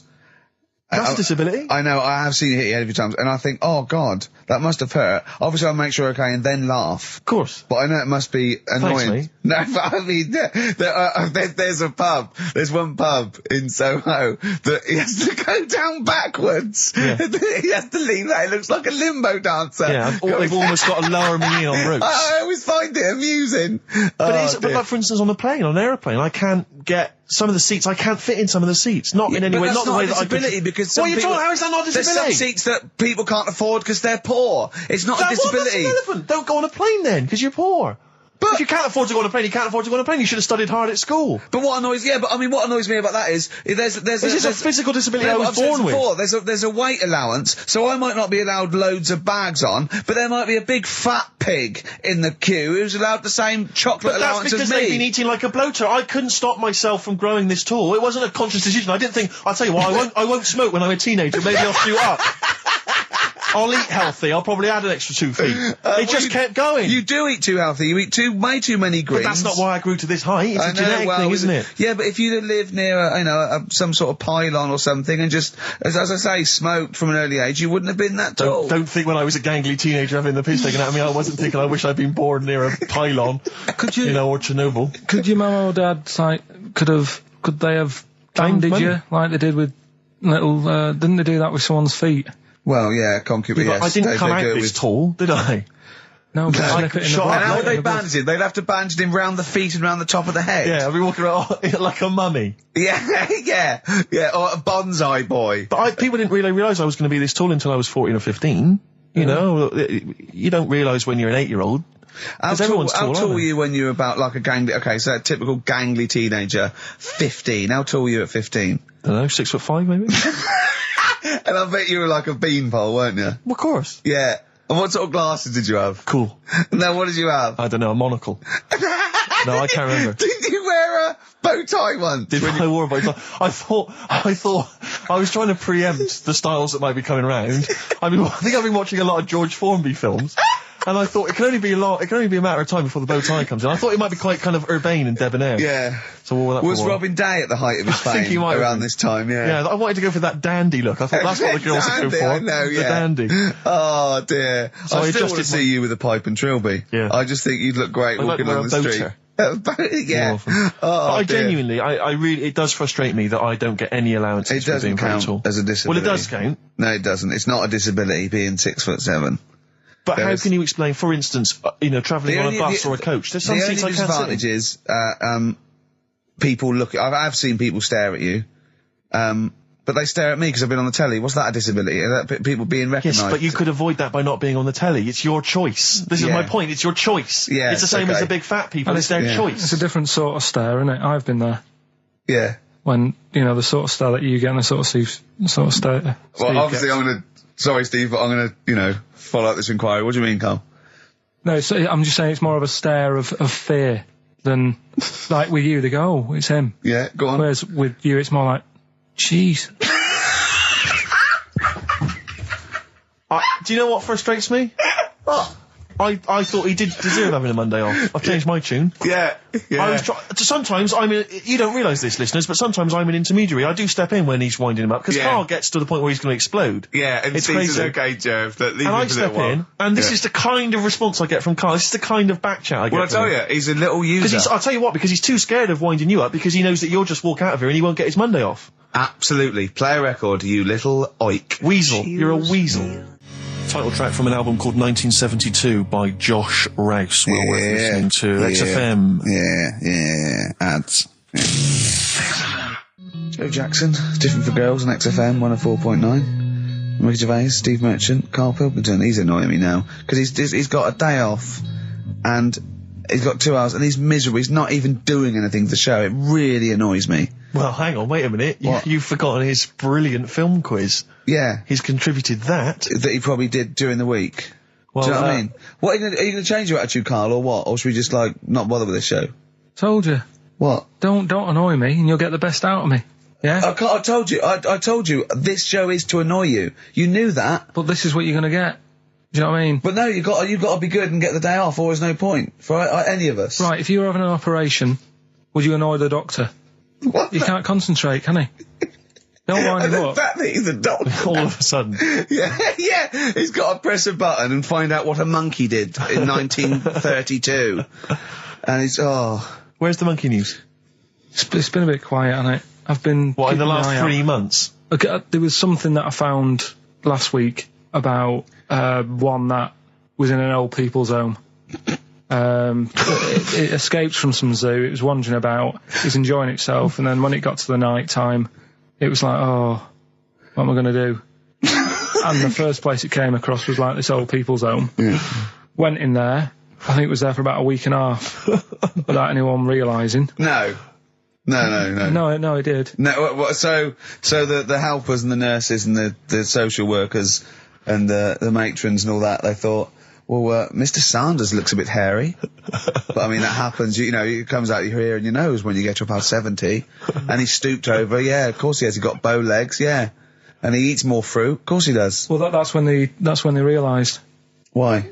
Because someone in the kitchen said, hang on a minute, getting through more bananas than we normally do. Well, do the competition. Do the one thing you've done this week, probably in their time again. You're getting paid for it. You're having Mondays Right, so off. yeah, and you're not that- into it, so That waste of film, time. That film sounds good. It was like this. Yeah, okay. Come then. here.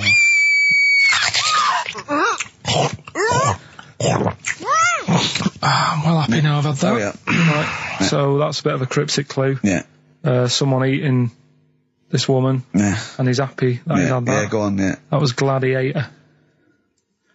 So, who wins? A this cou- one? a couple of people sent I in think you should- Hannibal, which would still work, Yeah.